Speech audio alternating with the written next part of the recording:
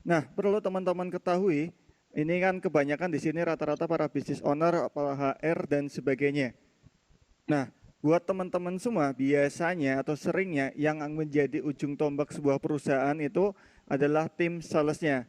Karena apa? Karena sesuatu yang sangat bisa atau gampang dinilai atau KPI-nya dia itu tercapai atau enggak, atau OKR-nya dia tercapai atau enggak, yaitu tim sales. Karena yang bisa dilihat dari segi apanya? Dari segi omsetnya. Saya kan Jadi baju di si tempat sales ini itu untuk omsetnya berapa, mengevakuasi sales ini itu itu omsetnya menjadi berapa, dan lain-lain. Seperti itu teman-teman semua. Makanya sales ini biasanya atau seringnya banyak diskusi juga itu langsung ke CEO-nya, langsung ke ownernya, strateginya itu seperti apa. Karena yang ditangani langsung itu adalah customer. Seperti itu teman-teman semua. Oke, ini saya geser slide-nya, sudah bergerak ya teman-teman semua ya? Aman ya? Aman, Mas. Oke, nah teman-teman semua, biasanya ini ada kesalahan-kesalahan yang sering dilakukan. Nah ini perlu dicek juga buat teman-teman semua ke tim salesnya ataupun ke tim CS-nya gitu. Nah 4 kesalahan utama yang sering dilakukan pasca closingan. Yang pertama, yaitu mengabaikan follow up pasca closingan. Maksudnya itu seperti apa?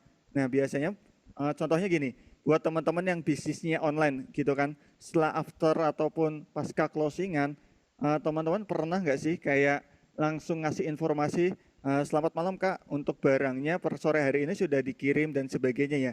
Nah istri saya itu salah satunya langganan ke salah satu toko, itu karena hal simple banget.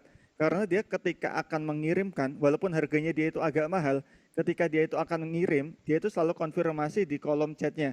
Halo Kak, untuk pesanan Kakak sudah kami kirimkan ke kurir ya. Nanti akan ditunggu ataupun update-nya di statusnya. Seperti itu. Nah, karena hal semacam itu, jadi itu kayak jadi suatu nilai tambah sendiri gitu teman-teman.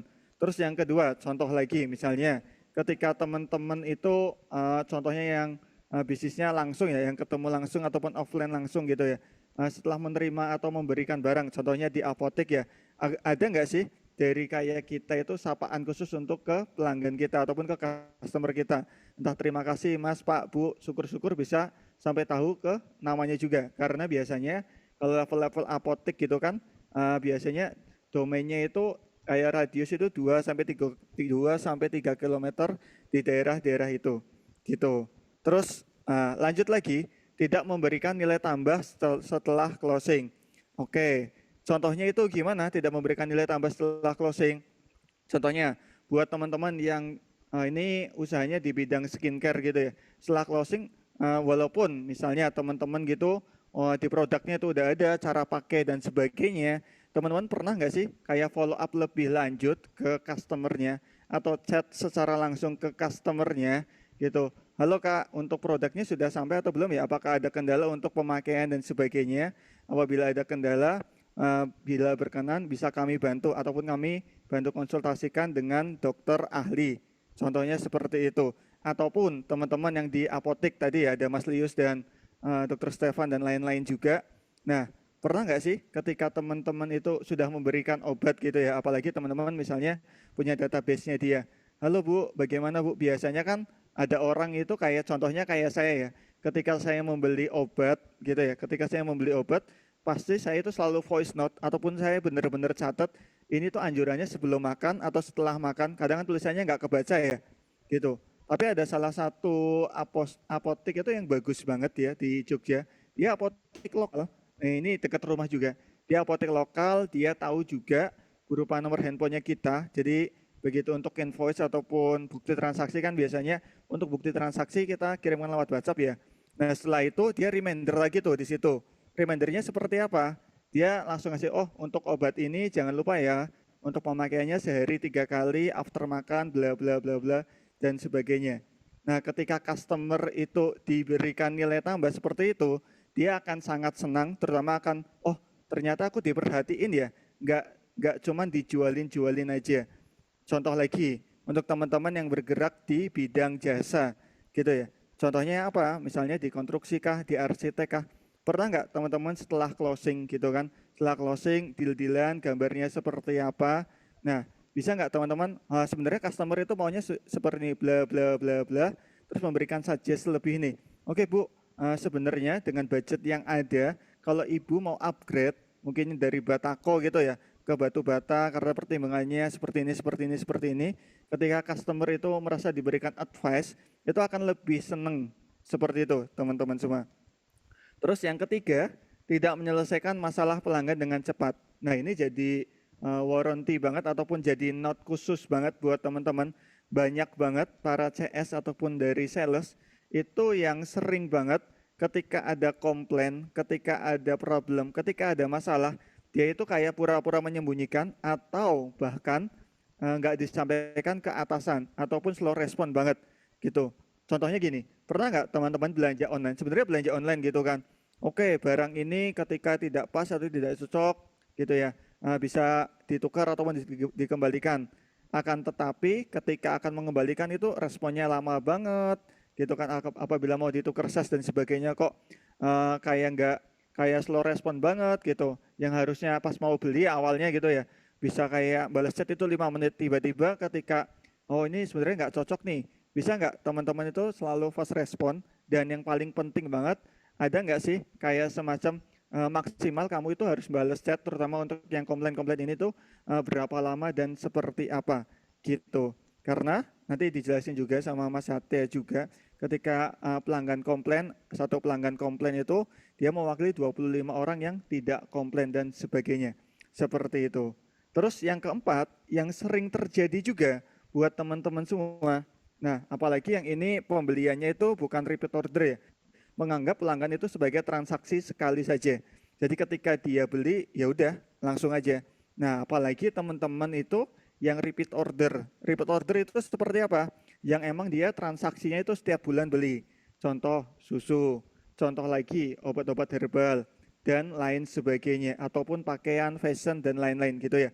Ketika dia, mohon maaf ya teman-teman, harusnya si orang ini atau bapak ini dia 3 bulan sekali beli nih vitamin ini, ataupun dia harusnya 1 bulan sekali beli.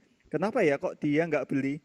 Jangan-jangan gitu kan, market kita tuh udah diambil alih sama kompetitor kita, atau market acquisition diambil alih sama yang lain.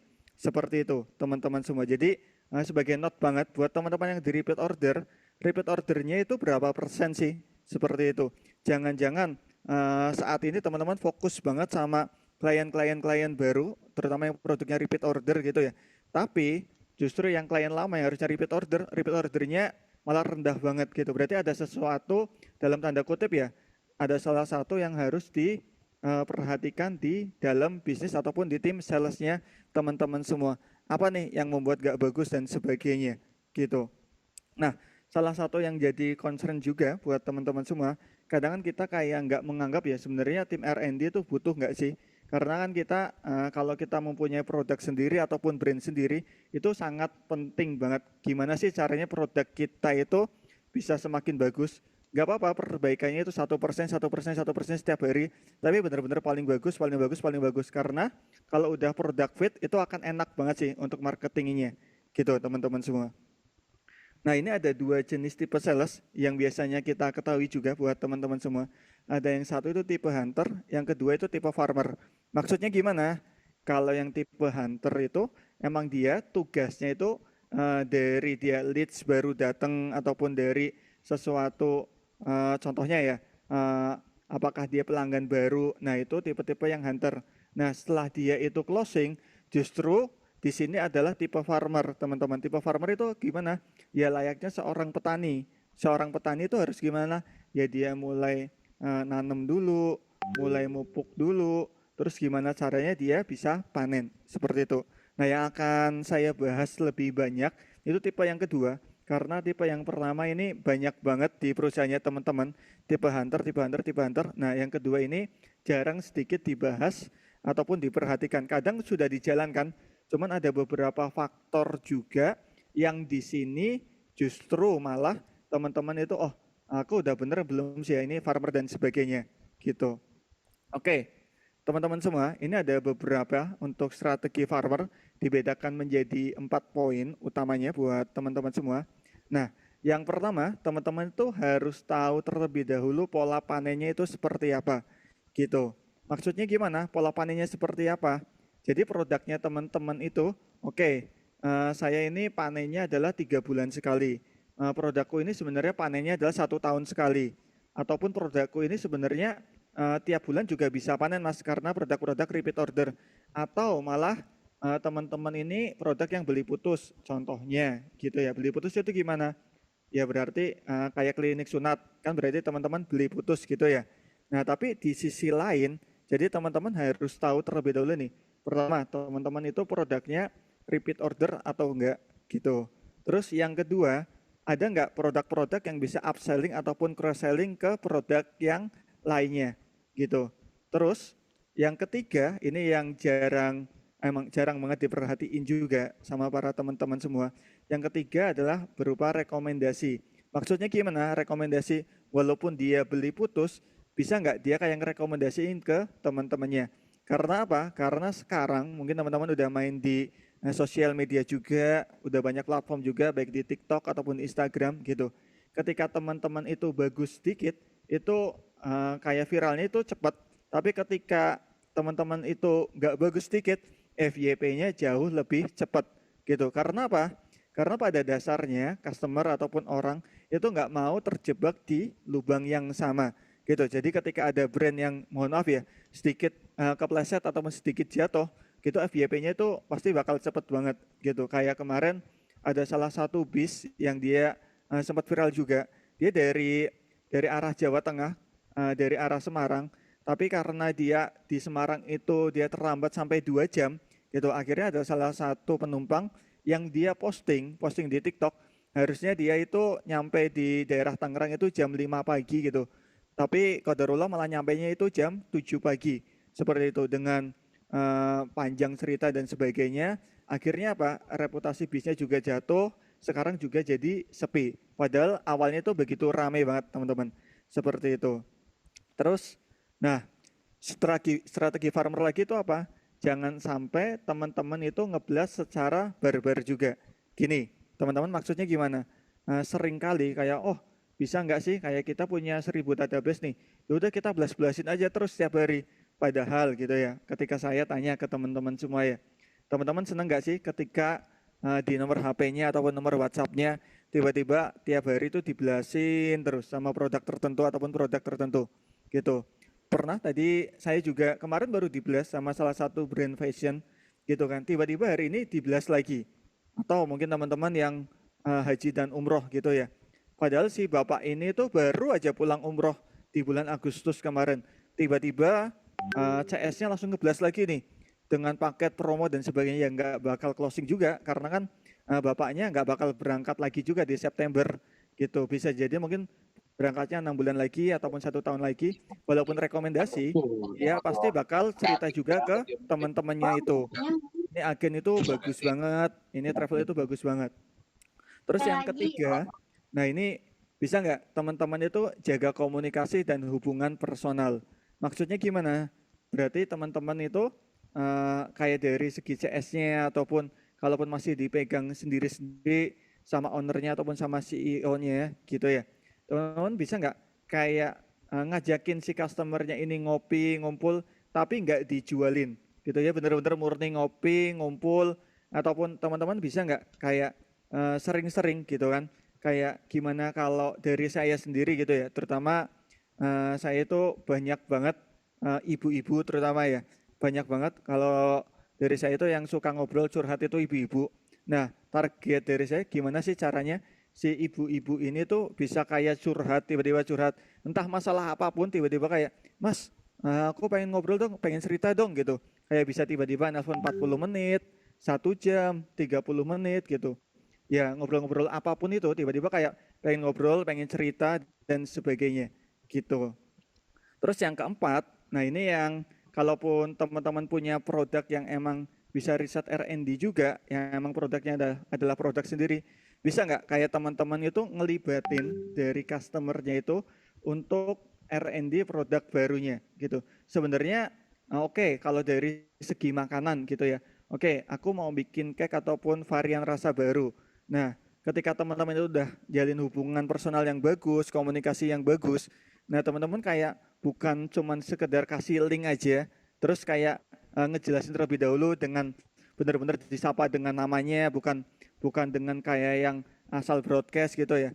Terus dijelasin kita mau ada varian produk baru, nah pengen dapat masukan nih dari Bapak ataupun dari Ibu, sebut namanya siapa gitu ya. Nah, produk barunya ini menurut Bapak ataupun Ibu cocoknya dengan rasa apa dan sebagainya. Kalaupun parfum, kayak parfum seperti apa sih yang diinginin sama customer gitu. Karena apa? Ketika kita udah ngerasa launching si produk ataupun kayak udah informasi di awal produk-produk itu gitu. Kayak customer ketika sudah terlibat di awal, mereka akan sangat seneng gitu. Saya juga pernah dilibatin sama salah satu brand fashion juga. Brand fashion ini terkait sama pakaian gitu teman-teman. Jadi ketika dia itu akan membuat pakaian, sebenarnya dia pertama tanya karena udah lumayan dekat gitu ya, nggak cuma transaksional aja gitu. Terus tiba-tiba dia tanya, Mas, kira-kira kalau kita mau bikin baju model jenis ini gitu ya, menurut Masnya itu kayak lebih dominan atau cocoknya itu kayak di warna apa, terus kayak enaknya itu sakunya di bagian mana. Tapi bukan pertanyaan yang super detail ya. Kalau super detail juga kadang customer males. Jadi kayak yang pengennya itu seperti apa sih kita surveinya. Jadi kayak pelanggan ataupun customer itu kayak ngerasa dilibatin gitu teman-teman.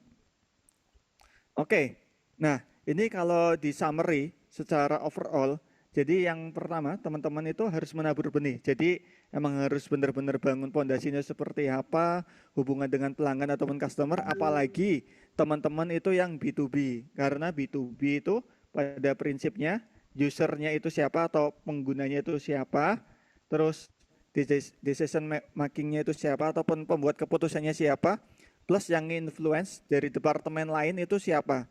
Contoh gitu ya, teman-teman ada di produk manufaktur gitu ya. Oke, decision makernya adalah manager purchasing gitu. Usernya siapa? Si staff purchasing. Terus yang nge-influence siapa?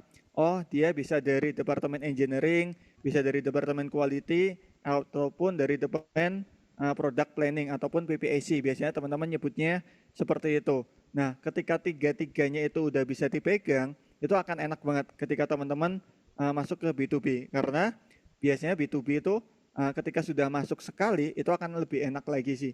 Gitu untuk repeat order setiap bulannya. Nah, terus yang kedua, memberikan nutrisi. Ya, jadi menyediakan nilai tambah juga nih sama solusi berkelanjutan. Gitu. Maksudnya gimana? Memberikan nutrisi. Bisa nggak kayak teman-teman itu, kalaupun teman-teman yang di bidang kesehatan, di klinik dan sebagainya, bisa nggak kayak develop satu orang khusus gitu ya teman-teman semua, apakah dokter khusus dan lain-lain. Contoh kayak kemarin itu ada di salah satu produk juga, dia madu untuk diet. Tapi dia itu benar-benar kayak nyediain satu ahli gizi, satu pokoknya dia pakar banget di ahli gizi. Jadi sampai dia itu ikut live juga. Jadi ketika customer mau tanya dan sebagainya itu bisa di live ataupun nyediain berupa konsultasi berupa pakai Zoom juga. Nah, itu kayak ada satu nilai lebih lagi. Oh, aku emang bener nih. Ketika beli produk ini aku bisa konsultasi langsung juga nih dengan ahli gizinya. Seperti itu.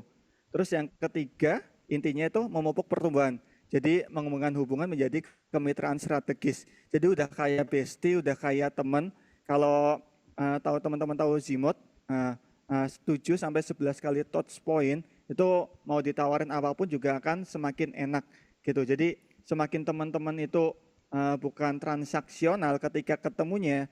Nah, ketika nanti teman-teman, oh ini udah waktunya untuk panen nih. Oh si bapak ini ternyata si bulan depan akan ulang tahun nih teman-teman semua. Aku di sini usahanya adalah usaha bakery.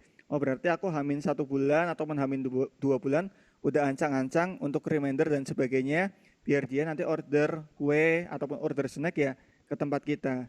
Jadi nah yang biasanya ada salah satu kesalahan juga ketika belum waktunya panen tiba-tiba sama teman-teman itu langsung dipanen juga. Jadi kayak udah buru-buru. Nah, itu kurang bagus juga gitu teman-teman.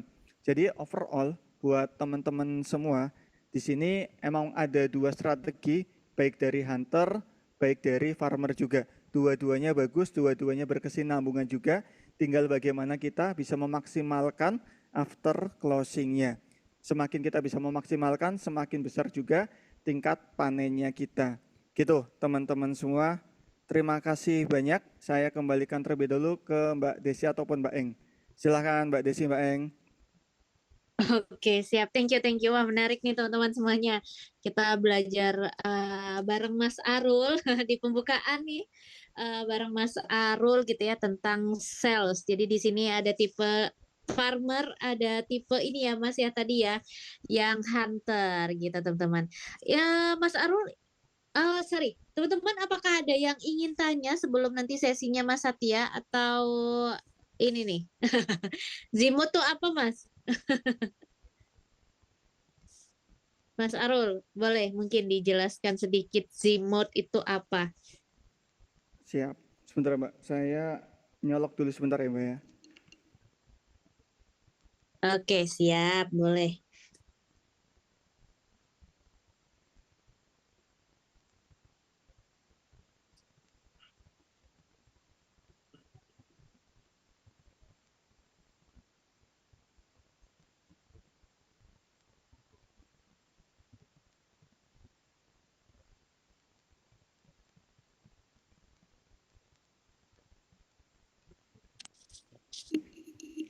Oke, siap. Ini sudah terdengar lagi Mbak Desi atau Mbak Eng Sudah, suara saya? sudah, aman. Oke, teman-teman ini ada Mas Lius juga. Zimut itu apa? Nah, itu tulisannya Zero Moment of Truth. Jadi gimana caranya ya teman-teman pernah nggak sih ini kayak 7 sampai 11 kali touch point itu teman-teman kayak bakal langsung banyak closingnya atau pasti sudah dipastikan closing gitu.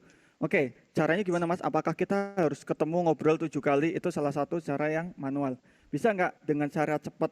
Oke, contoh teman-teman gitu ya. Dengan cara yang cepat seperti apa? Misalnya gini, teman-teman kalau yang main di ads gitu ya ataupun di iklan, kan teman-teman udah punya nomor ataupun kontak dari si customer kita ya. Bisa nggak kayak kita iklanin tapi khusus ke dia, langsung kayak fokusnya ke tuh ke Instagramnya dia, kayak berkali-kali tuh udah langsung lihat produknya kita, berkali-kali kayak lihat langsung perusahaannya kita juga. Jadi ketika nanti kita nawarin ataupun ketemu, kayak dia itu seolah-olah kayak udah lihat kita tuh 5 sampai 6 kali. Bahkan pernah juga gitu ya dilakuin juga ya teman-teman semua gitu. Nah, pernah juga dilakuin juga misalnya gitu ya, teman-teman lagi ngincer B2B nih, terus di depan perusahaannya dia gitu kan, di depan perusahaannya dia itu kayak ada salah satu baliho yang bisa kita sewa. Nah, teman-teman tinggal sewa aja di situ gitu kan, kayak 1 bulan. Kayak tiap hari orang itu kayak langsung bolak-balik lewat situ, bolak-balik lewat situ, bolak-balik lewat situ. Kayak udah berkali-kali, oh kok kayak pernah dengar, kayak pernah lihat, kayak pernah tahu ya. Nah, itu salah satu trik juga.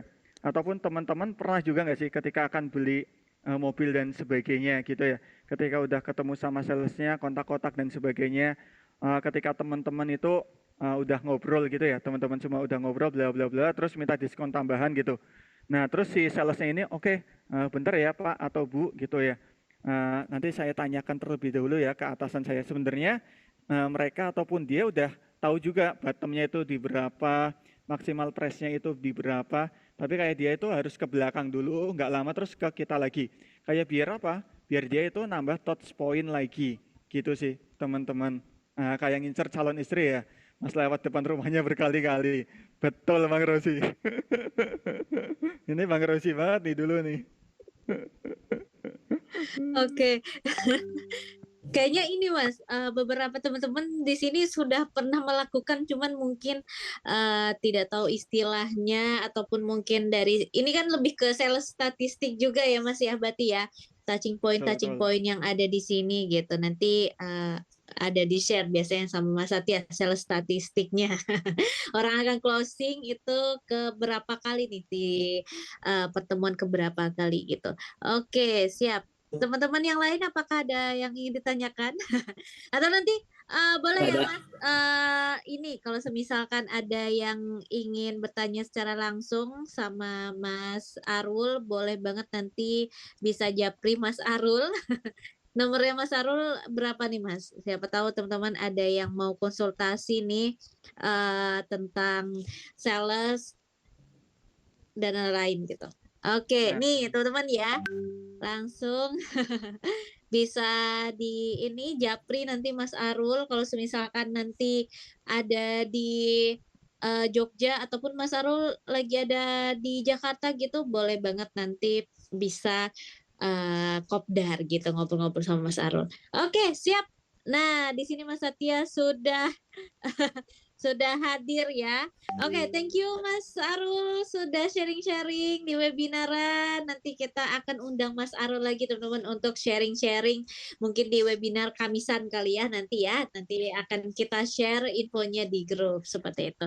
Oke, siap. Nah, ini teman-teman. Jadi pembicara utamanya hari ini bareng Mas Satya cuman dibuka dengan materi yang wow, lumayan nih, daging gitu ya sama Mas Arul gitu. Nah, langsung saja mungkin di sini sudah hadir Mas Satya. Halo Mas Satya, selamat Halo, halo, halo, malam, halo Mbak Eng, halo pagi-pagi, teman-teman semua. ceria. Thank you Mas Halo. Arul, thank you semuanya. Selamat malam, thank you, thank you, thank you. Jadi ini mau mencoba merubah pola. Jadi kalau biasanya Mbak Eng kemarin cerita kalau semua orang kayak udah tahu Mas Ate datangnya jam 7.50, 7.55, makanya ya akhirnya orang-orang datang 7.55. Akhirnya 20 menit pertama ya beneran nggak ngapa-ngapain. Jadi eh, kita coba nih materi Mas Arul besok. Rencana aku langsung mulai 7.30 langsung materi inti, nggak nunggu siapapun gitu. Jadi biar kita beneran lebih apa waktunya lebih luas ya, bukan mulai dari jam 8 tapi 7.30 beneran mulai. Semoga bisa seperti itu. Good. Nambahin dikit tadi ZMOD atau Zero Moment of Truth itu apa sih sebenarnya? Itu konsep pemasaran yang diperkenalkan oleh Google. Dia mengacu pada momen ketika konsumen pertama kali nyari informasi tentang produk atau layanan secara online sebelum bikin keputusan pembelian. Jadi ini tahapan dia ngumpulin informasi, baca review, nonton video, tanya ke teman, keluarga sebelum akhirnya nanti beli suatu produk atau layanan. Jadi ini adalah kayak di kepala tuh biasanya masuk kalau secara teori 7 jam kita ngelihat review ngapa segala macam dan seterusnya dalam 11 kali touch point. Jadi 11 kali kita kayak lihat kalau misalnya teman-teman mau beli motor Honda Vario gitu, tiba-tiba ya kayak lihat Vario lagi, Vario lagi, Vario lagi di jalan, ngobrolin Vario, buka video apa review Vario dan seterusnya itu adalah zero moment of truth itu tadi. Sebelum apa? Sebelum mencapai first moment of truth atau kayak momen pertama, yaitu ketika pertama kali berinteraksi langsung dengan produk, bisa jadi di toko atau secara online atau nyobain dan seterusnya. Nanti ada second moment of truth atau moment of truth yang kedua, saat apa? Saat konsumen menggunakan produk dan menilai apakah produk itu memenuhi harapannya atau enggak. Jadi zero moment of truth, first moment of truth sama second moment of truth gitu. Yang paling cepat ya sebenarnya sekarang itu zamannya rating and review. Orang melihat kalau di Tokped, di TikTok, di apa Shopee, Gojek itu ya lihat reviewnya sama ratingnya. Masuk akal apa ratingnya 5 bintang 5, yang review ada 5.000 orang gitu. Jadi kayak orang lebih percaya gitu kan. Good. Masuk ke materi utama malam ini. Thank you teman-teman semua. Materinya secara sederhana kita mau sedikit bahas tentang yang namanya S3 marketing. Apa itu S3 marketing? Itu istilah di dunia internet bagi orang-orang yang jago banget marketingnya gitu. Secara teori, bukan secara teori sih, mungkin secara praktek ya gampangannya yang eh, ini Mas Arul masih share screen, oke, good. Secara teori adalah orang-orang yang kayak jualannya gampang banget, jualannya laris banget, jualannya orang ngantri-ngantri, jualannya orang mau pre-order, jualannya orang rebutan gitu, kayak segampang itu orang-orang yang dikenal sebagai S3 marketing ini jualan. Saya sebenarnya baru mau berencana kayak pengen mendalami tentang S3 marketing lah, kenapa 3-4 bulan ke depan gimana sih rahasianya. Nah, sementara baru mulai tadi sore kemudian udah nemu banyak banget insight yang menarik. Secara sederhana, kita mau bahas beberapa contoh aja S3 marketing dan saya pengen nanti teman-teman nambahin contoh-contoh S3 marketing yang ada di sekitar kita apa, kejadiannya apa, strateginya apa, dan seterusnya. Habis itu kira-kira kita analisa sederhana gimana kita bisa menuju ke sana. Jadi gamenya mungkin kalimatnya menuju ke sana. Jadi kayak yuk kita berusaha biar kayak segampang itu jualan atau mungkin nggak perlu jualan tapi orang tetap ngejar-ngejar kita. Good. Secara sederhana yang saya lihat ada satu benang merah. Saya bikin slideshow sebenarnya PowerPoint ya. Mungkin Mbak Eng boleh sharing PowerPoint-nya. Oke, siap. On the way.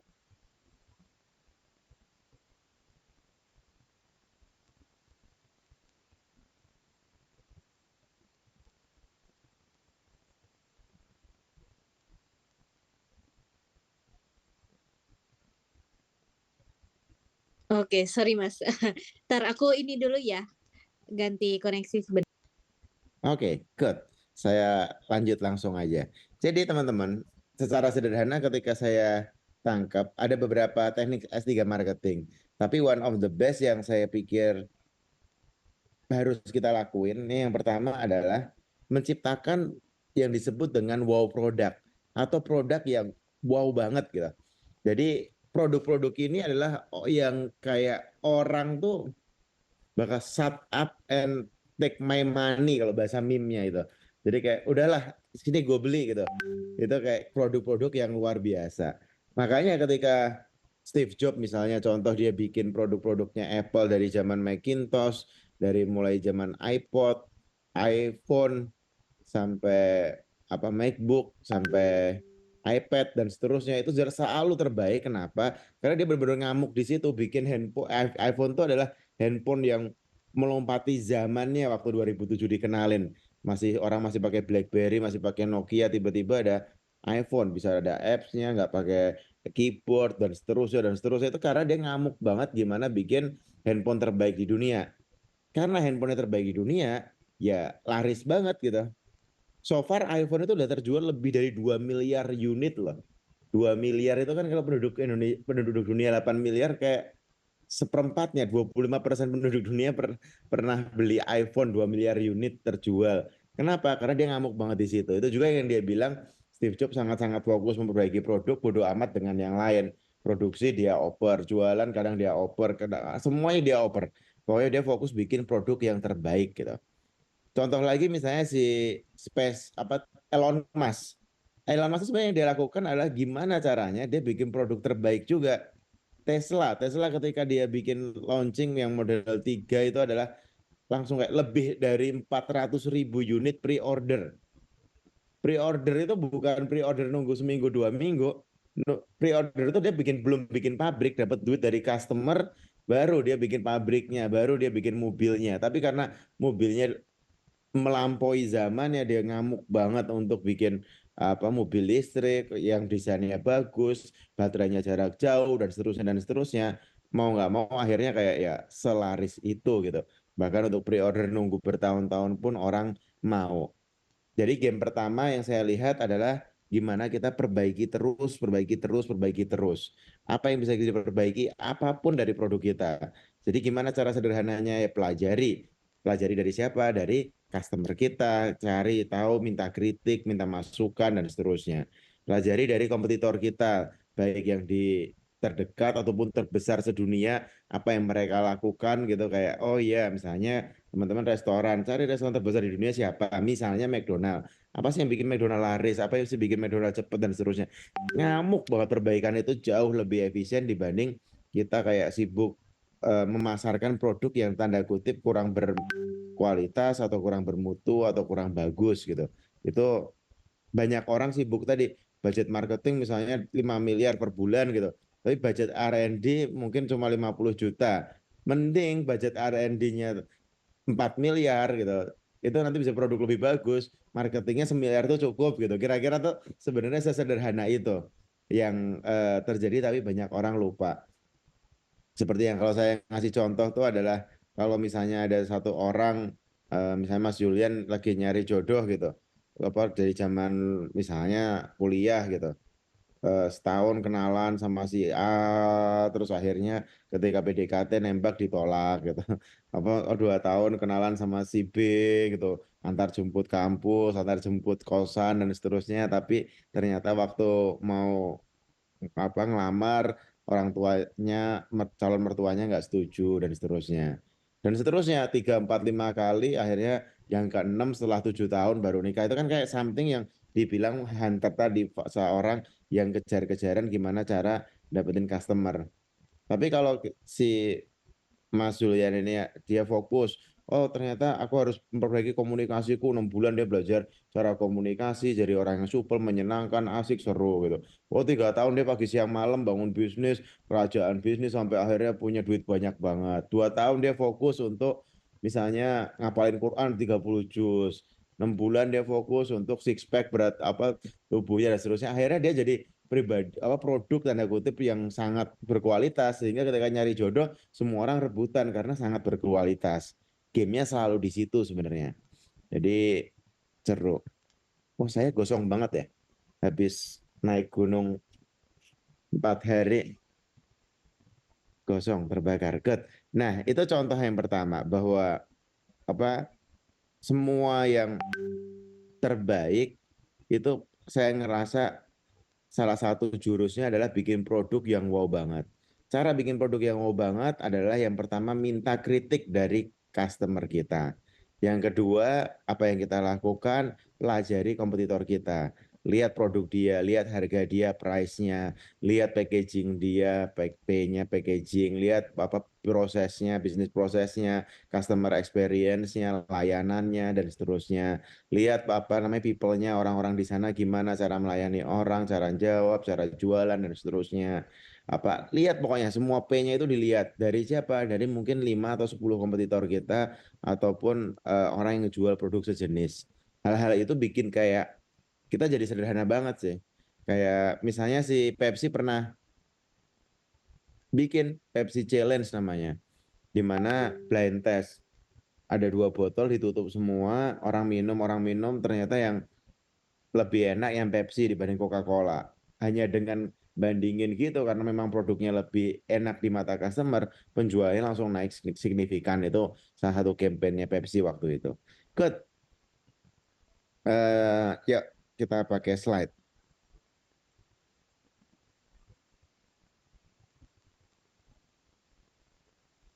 Next jauh aja Mbak. Langsung next halaman eh, terus. Sambil teman-teman lihat sekilas lah. Nggak selesai nih kalau kita apa pakai slideshow satu-satu.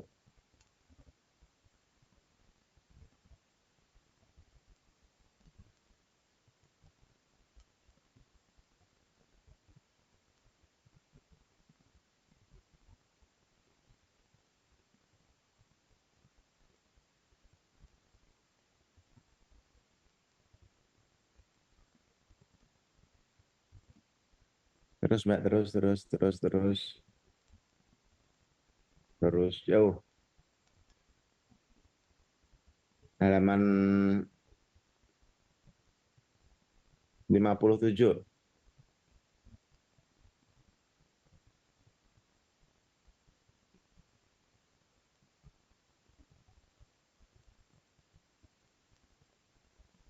Naik lagi Mbak, naik lagi.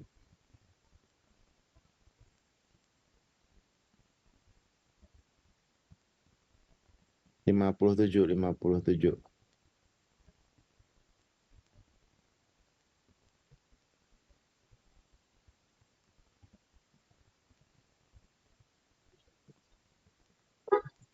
Oke, naik lagi Mbak Eng.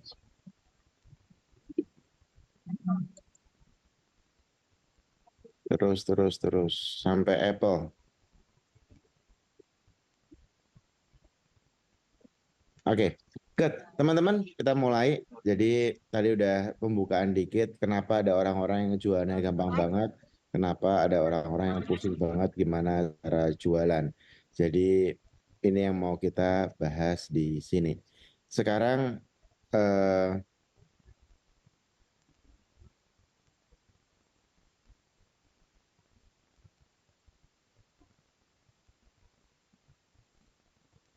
oke.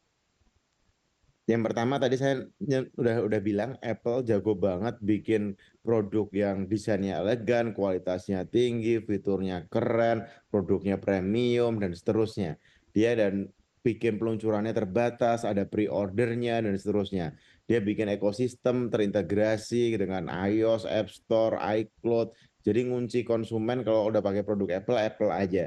Bagi orang-orang yang Apple fanboy, fangirl pasti paham banget kalau udah laptopnya Apple, handphonenya Apple kayak udah semua produknya Apple aja, iWatch-nya dan seterusnya karena kayak ngerasa ekosistemnya jalan semua udah iPad-nya dan seterusnya kayak jadi satu semua. Tapi ya terbukti iPhone-nya aja terjual lebih dari 2 miliar unit. Terbukti perusahaannya nilai perusahaannya gede banget. Kita se-Indonesia ngumpulin semua harta kita, apa aset kita, tanah kita, properti, tabungan digabung satu Indonesia belum kebeli satu perusahaan Apple. Itu segede itu Apple. Good. Ini yang pertama, contoh tadi udah dijelasin panjang lebar. Next lagi, Mbak. Nike Air Jordan. Teman-teman kalau tahu sejarah Nike Air Jordan ini panjang. Ketika si Michael Jordan baru mau masuk ke NBA, itu direbutin oleh semua apa namanya produsen sepatu. Waktu itu yang menang masih gengnya Converse, gengnya Adidas dan seterusnya. Nike belum terkenal. Tapi ada satu hal yang dia lakukan membuat perbedaan adalah benar-benar dibikinin line produk baru sama pertama kalinya dalam sejarah atlet ada namanya royalty buat atlet. Jadi Air Jordan ini sampai sekarang Michael Jordan masih dapat royalty penjualan dan asosiasinya sangat kuat dengan prestasi dan lifestyle dan peluncurannya benar-benar edisi terbatas semua orang kayak ngejar eksklusivitasnya makanya sekarang tuh kan ada istilah yang oh Air Jordan tahun ini yang seri ini dan seterusnya harganya naiknya bisa gila-gilaan. Storytellingnya juga powerful karena dia membangun sebuah narasi ya tentang sejarah dan warisan di balik setiap list baru. Contoh gini, waktu awal di zaman itu yang namanya sepatu basket itu wajib mayoritas berwarna putih. Jadi lebih dari 75% warnanya harus putih. Seperti yang kita tahu, Air Jordan pertama warnanya merah sama hitam. Itu melanggar peraturan NBA. NBA bilang kalau kamu pakai warnanya selain putih itu dendanya $5.000 setiap permainan.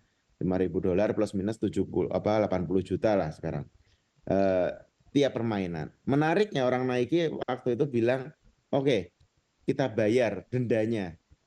Jadi $5.000 itu dibayar tiap si Michael Jordan main dibayar. Hasilnya teman-teman tahu bahwa ketika semua pemain basket lainnya pakai sepatu warna putih, tiba-tiba ada yang pakai warna hitam sama merah dan yang main keren dan menang dan seterusnya itu benar-benar langsung jadi viral banget.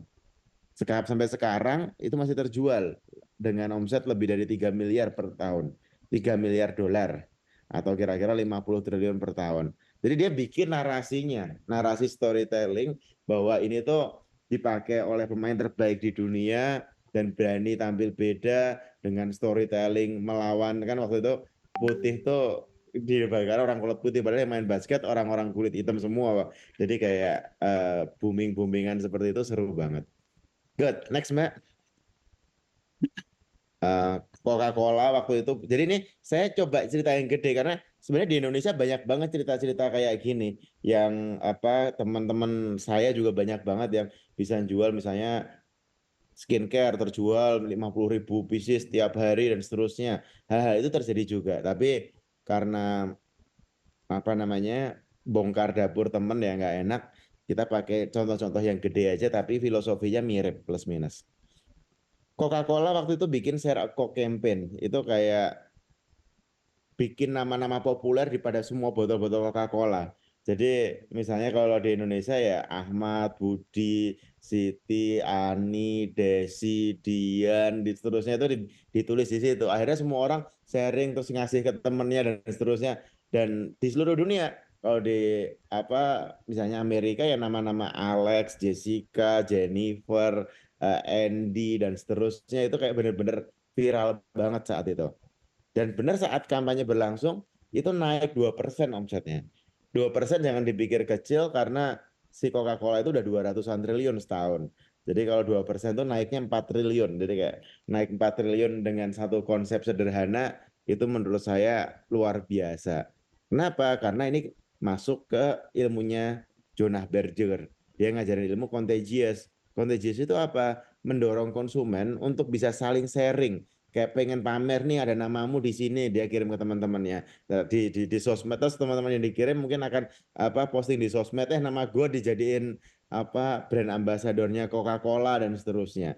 Itu kayak benar-benar memperluas jangkauan kampanyenya secara organik, seluruh dunia ngomongin produk itu saat launching dilakukan. Jadi ada teknik-teknik yang sebenarnya kalau teman-teman mempelajari, anggaplah 10 buku viral marketing atau 10 buku cara menyebarkan ide yang pasti viral, itu nggak pasti viral sih, tapi kemungkinan kita viral akan jauh lebih kencang dibanding kalau kita nggak belajar ilmunya. Next lagi, Mbak.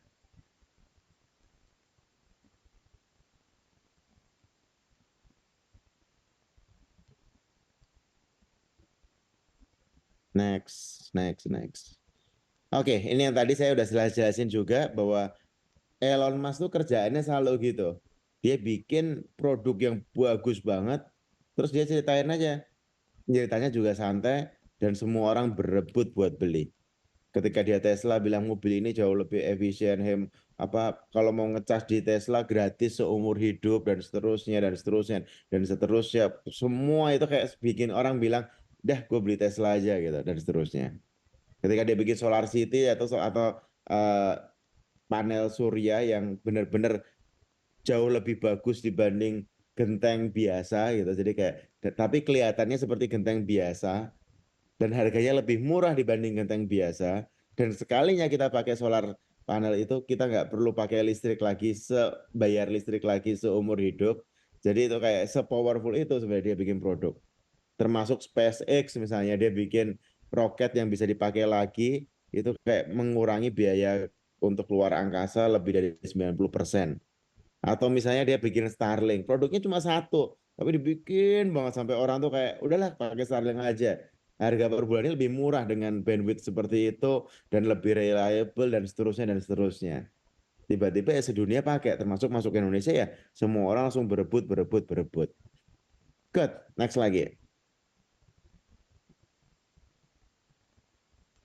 Efisiennya tadi udah saya ceritain, next lagi.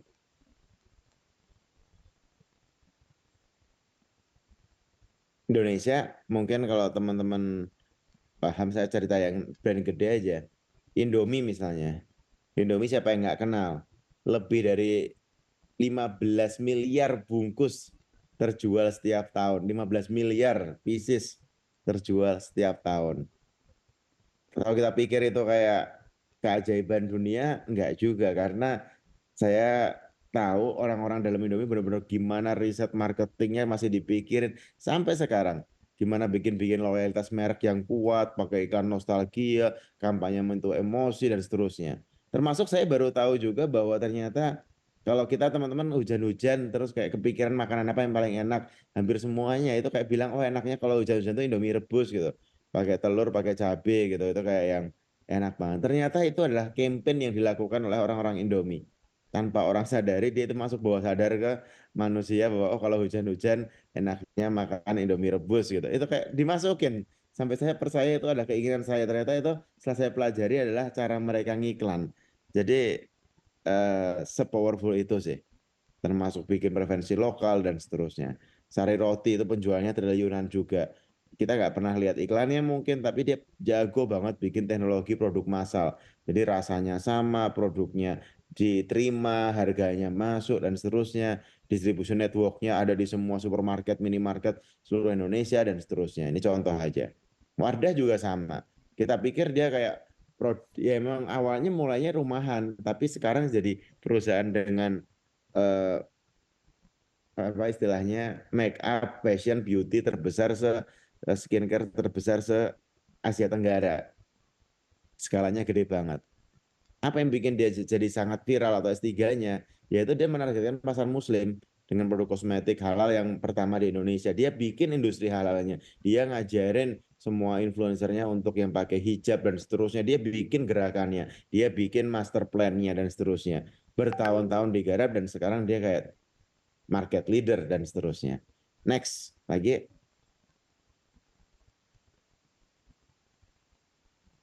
Nah, ini ada mungkin kalau mau disederhanakan ada beberapa ilmu yang mereka gunakan untuk memenangkan pasar atau dalam tanda kutip S3 marketingnya. Kenapa mereka bisa jadi seperti itu? Apa yang membuat mereka menang? Saya menyederhanakannya menjadi 7 hukum psikologis.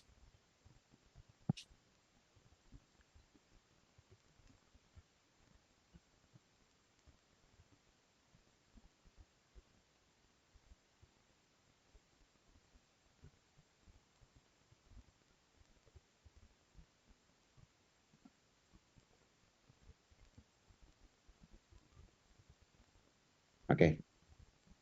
Yang pertama adalah ini hukum psikologis ya, artinya benar-benar masuk ke psikologi orang ini pasti terjadi karena ini sebuah hukum bukan teori.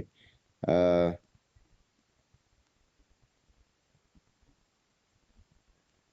tapi sederhananya apa ya? Secara sederhana sebelum kita masuk ke 7 hukum psikologis, ada beberapa poin yang membuat apa namanya S3 marketing ini bisa jalan. Yang pertama tadi saya ulangi lagi, kenali pelanggan kita dengan sangat mendalam atau customer centric atau customer insight-nya. Pahami kebutuhan, keinginan, behavior pelanggan kita kayak untuk bikin strategi pemasaran yang efektif. Kenapa? Karena kata kuncinya beneran yang namanya eh, apa ya istilahnya itu baru bisa jadi efektif kalau relatable.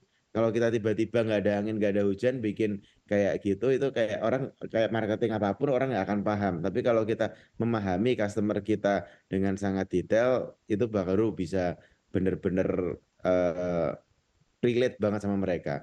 Caranya gimana? Data analis. Caranya gimana? Customize campaign. Jadi kita analisa datanya, habis itu baru kita gunakan yang namanya customize campaign. Apa itu customize campaign? Ya kalau kita ngobrol sama orang Aceh ya pakai mungkin pelajari custom behaviornya sana. Kalau ngobrol sama orang Medan pelajari behaviornya sana dan seterusnya. Nah, itu yang pertama. Yang kedua adalah yang disebut dengan memanfaatkan kekuatan konten marketing. Jadi kalau kita udah punya yang namanya something pemasaran yang relatable banget, gimana kita gunakan konten marketing. Konten marketing bisa sangat terbantu kalau yang dijadiin konten adalah something yang experiential atau berbasis pengalaman pelanggan. Jadi pelanggan tuh dilibatkan banget. Gunakan zero moment of truth juga tadi. Branding, storytelling. Kemudian customer experience-nya tadi adalah di mapping. Dia diapain dulu, diapain dulu, diapain dulu, diapain dulu. Kayak teman ada yang jual kosmetik, dia bilang, oh ya aku bikin ini dulu deh storytelling. Tiba-tiba si artis A seakan-akan dibully atau si influencer B dia lagi punya masalah berat dalam hidupnya dan seterusnya. Itu bikin orang kayak memahami jerninya sampai nanti tiba-tiba muncul produknya. Itu powerful banget.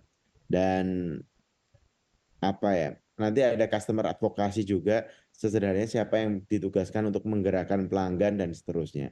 Tapi itu ini bahasannya saya sengaja cepat-cepat karena saya pengen tanya jawabnya yang seru. Tapi itu bisa dibantu banget kalau teman-teman memahami 7 hukum psikologis ini. Yang pertama adalah hukum psikologis mahal sama dengan bagus. Kalau kita memang mau perang diskon segala macam ya terserah. Tapi itu benar itu bikin kita laris. Tapi bisa jadi kalau kita gagal manajemen bikin kita game over.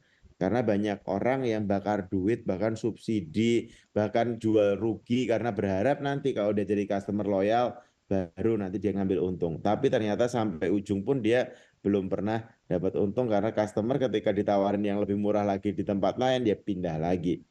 Kalau teman-teman ada anak yang sakit gitu, sakit demam, muntah, panas dan seterusnya gitu, tiba-tiba ke apotek gitu terus ditawarin, oh, obat yang ini harganya 7.000 rupiah, yang ini harganya 50.000. Bisa jadi secara bawah sadar kita bilang 50.000 aja lah buat anak biar cepat sembuh.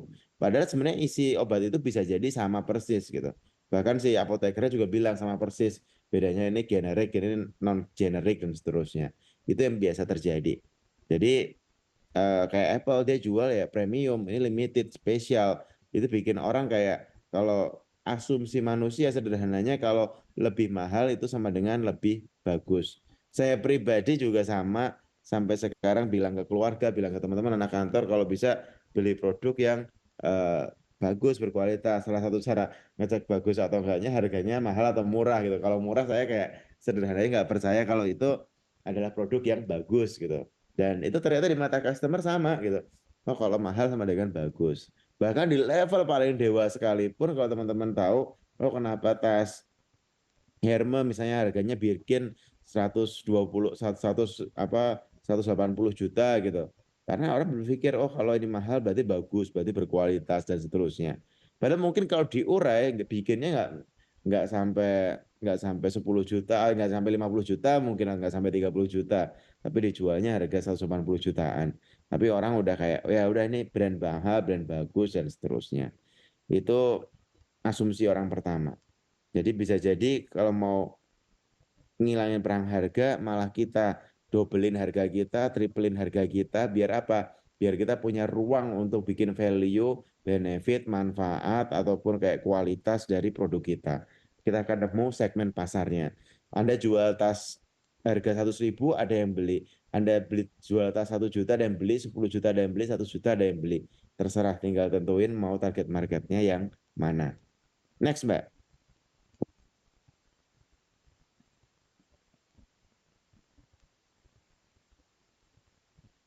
Eh, Oke, timbal balik ini sesederhananya adalah kalau customer udah ngerasa dikasih duluan, dia ketika nanti kita tawarin untuk beli, dia akan jauh lebih nyaman. Makanya contoh influencer-influencer yang kayak giveaway, Kang ngasih, apa namanya, sharing, ngajarin orang dan seterusnya. Ketika jualan jauh lebih laku, jauh lebih gampang untuk dibeli. Kenapa? Karena customer ngerasa udah dapat sesuatu dari para influencer itu. Jadi something yang intinya give, give, give, give, give, give. Termasuk bahkan kayak programnya si apa namanya eh, Aqua misalnya. Aqua bisa kalau nggak salah tuh dia terjual miliaran. Jadi kayak hmm, kalau nggak salah berapa ya? Pokoknya udah miliaran levelnya, miliaran liter lah. Let's say 10 miliar liter setiap tahun segala macam. Dia bangun kayak citra yang sangat positif. Banyak banget program-program CSR yang berfokus pada kelestarian air dan lingkungan dan seterusnya.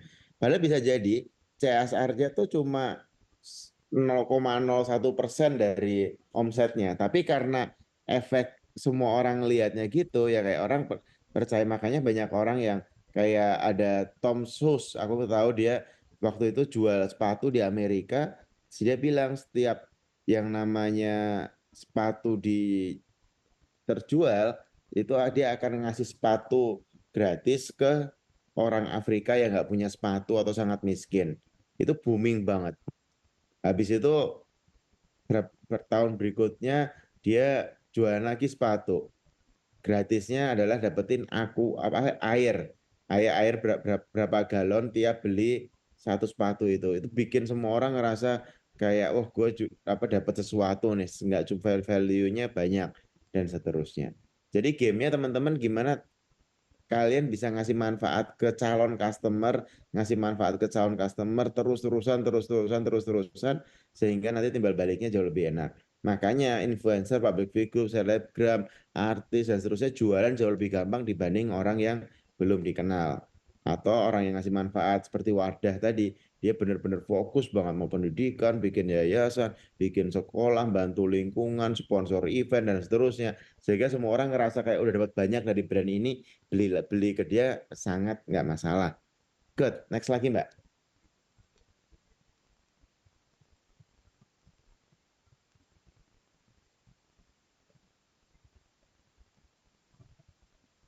Sebentar Mas, on the way. Oke.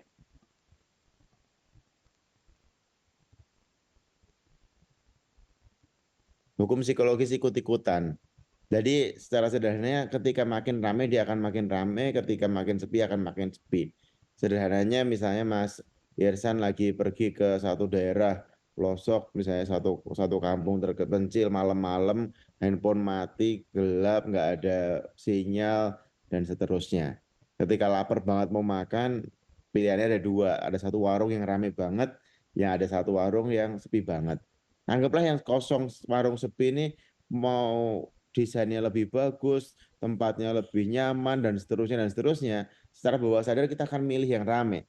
Walaupun yang rame mungkin kelihatan panas, sumpek, nggak ada apa. Kenapa? Karena kita kayak percaya kalau yang rame itu kayak ya kayak pasti enak gitu. Ataupun kalaupun nggak enak ya nggak enaknya bareng-bareng lah daripada kalau aku masuk yang sepi nggak enaknya sendirian. Jadi kita perlu membuat makanya para yang marketer itu kayak bikin kalau live tuh ayo datang ayo komen mau ayo apa dan seterusnya biar kelihatan rame gitu. Oh iya terjual, oh iya ini lagi packing apa itu bikin orang ngerasa kayak oh semua orang juga beli kok, semua orang juga pakai kok gitu. Semua orang juga nyoba kok gitu. Jadi kayak seakan-akan ketika ada hukum ikut-ikutan tuh orang kayak nyaman aja dengan ngelakuin itu. Makanya kadang bisnis tanda kutip yang rame makin rame, yang sepi makin sepi, karena ada hukum psikologis ikut-ikutan itu. Nah, kita perlu bikin sebuah narasi agar orang kayak mau rame-rame atau kalau perlu ya teman-teman kita pun kalau kita buka warung makan ya teman-teman kita 50 orang selama 2 minggu nongkrong, nah itu udah kayak rame. Walaupun syaratnya tadi eh, apa namanya gamenya adalah si apa syaratnya produknya bagus. Kalau restoran kita mau sejurus apapun misalnya tapi rasanya nggak enak ya orang nggak akan beli lagi gitu. Good.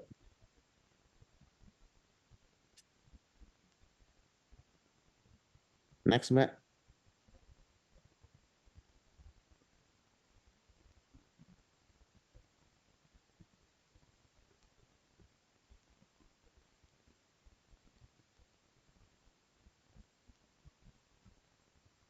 Berikutnya adalah disebut dengan hukum psikologis keterbatasan. Ketika dibatasin semua-muanya, tadi batasin waktu pembeliannya, jumlah customernya, jumlah pembelian tiap customernya, orang kayak bakal kejar-kejaran.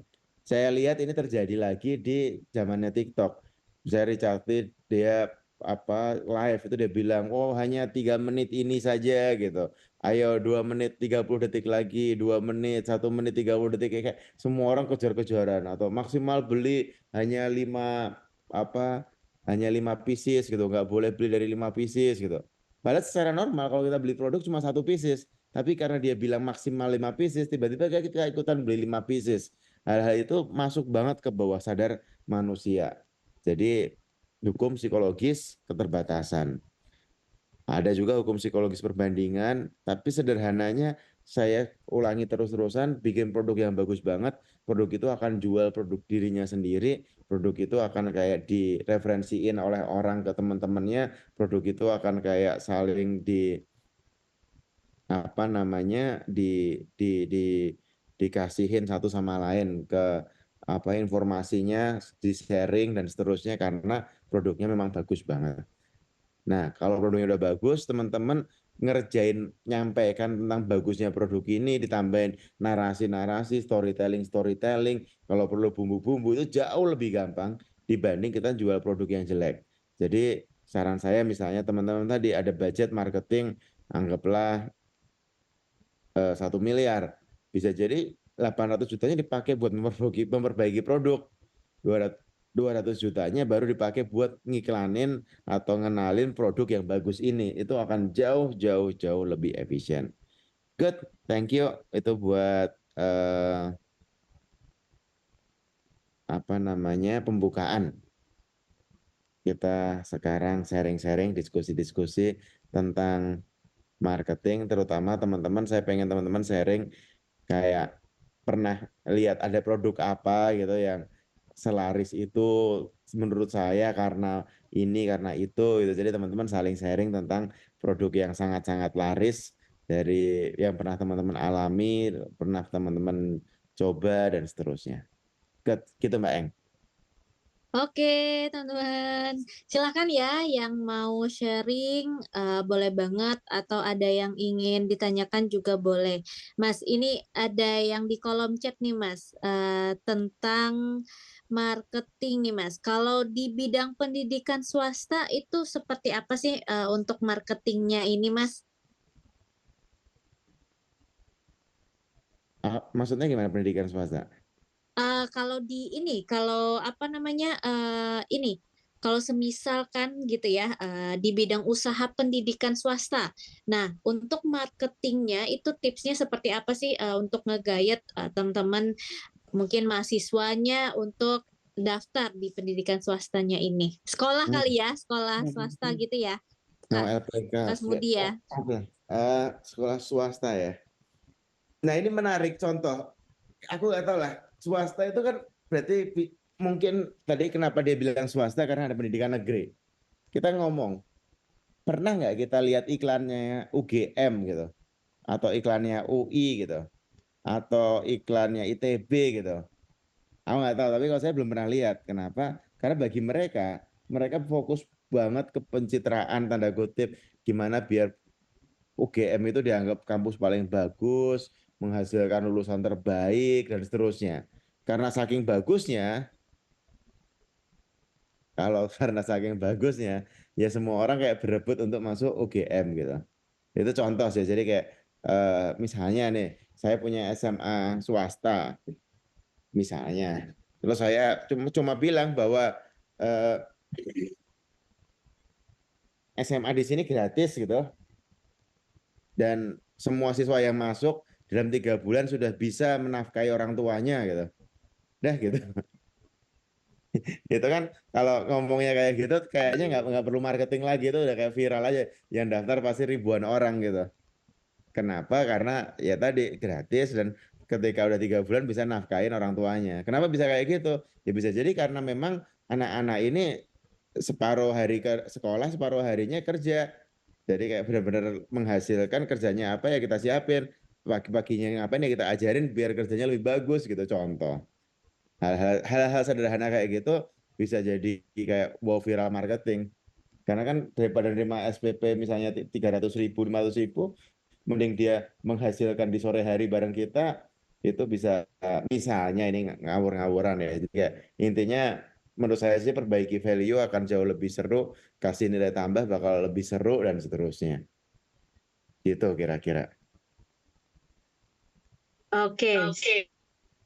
Oke, siap. Nah, ini ada yang angkat tangan nih Mas Satya. Boleh Mas Satya, sorry. Bang Rosi juga punya sekolah tuh, SD Eh, sampai SMA kayaknya di Sumatera, itu nolak-nolak apa namanya siswa terus juga karena apa apa bagus apa story-nya sehingga semua orang sampai ya, nolak siswa kekurangan lahan untuk bangun gedung lagi juga.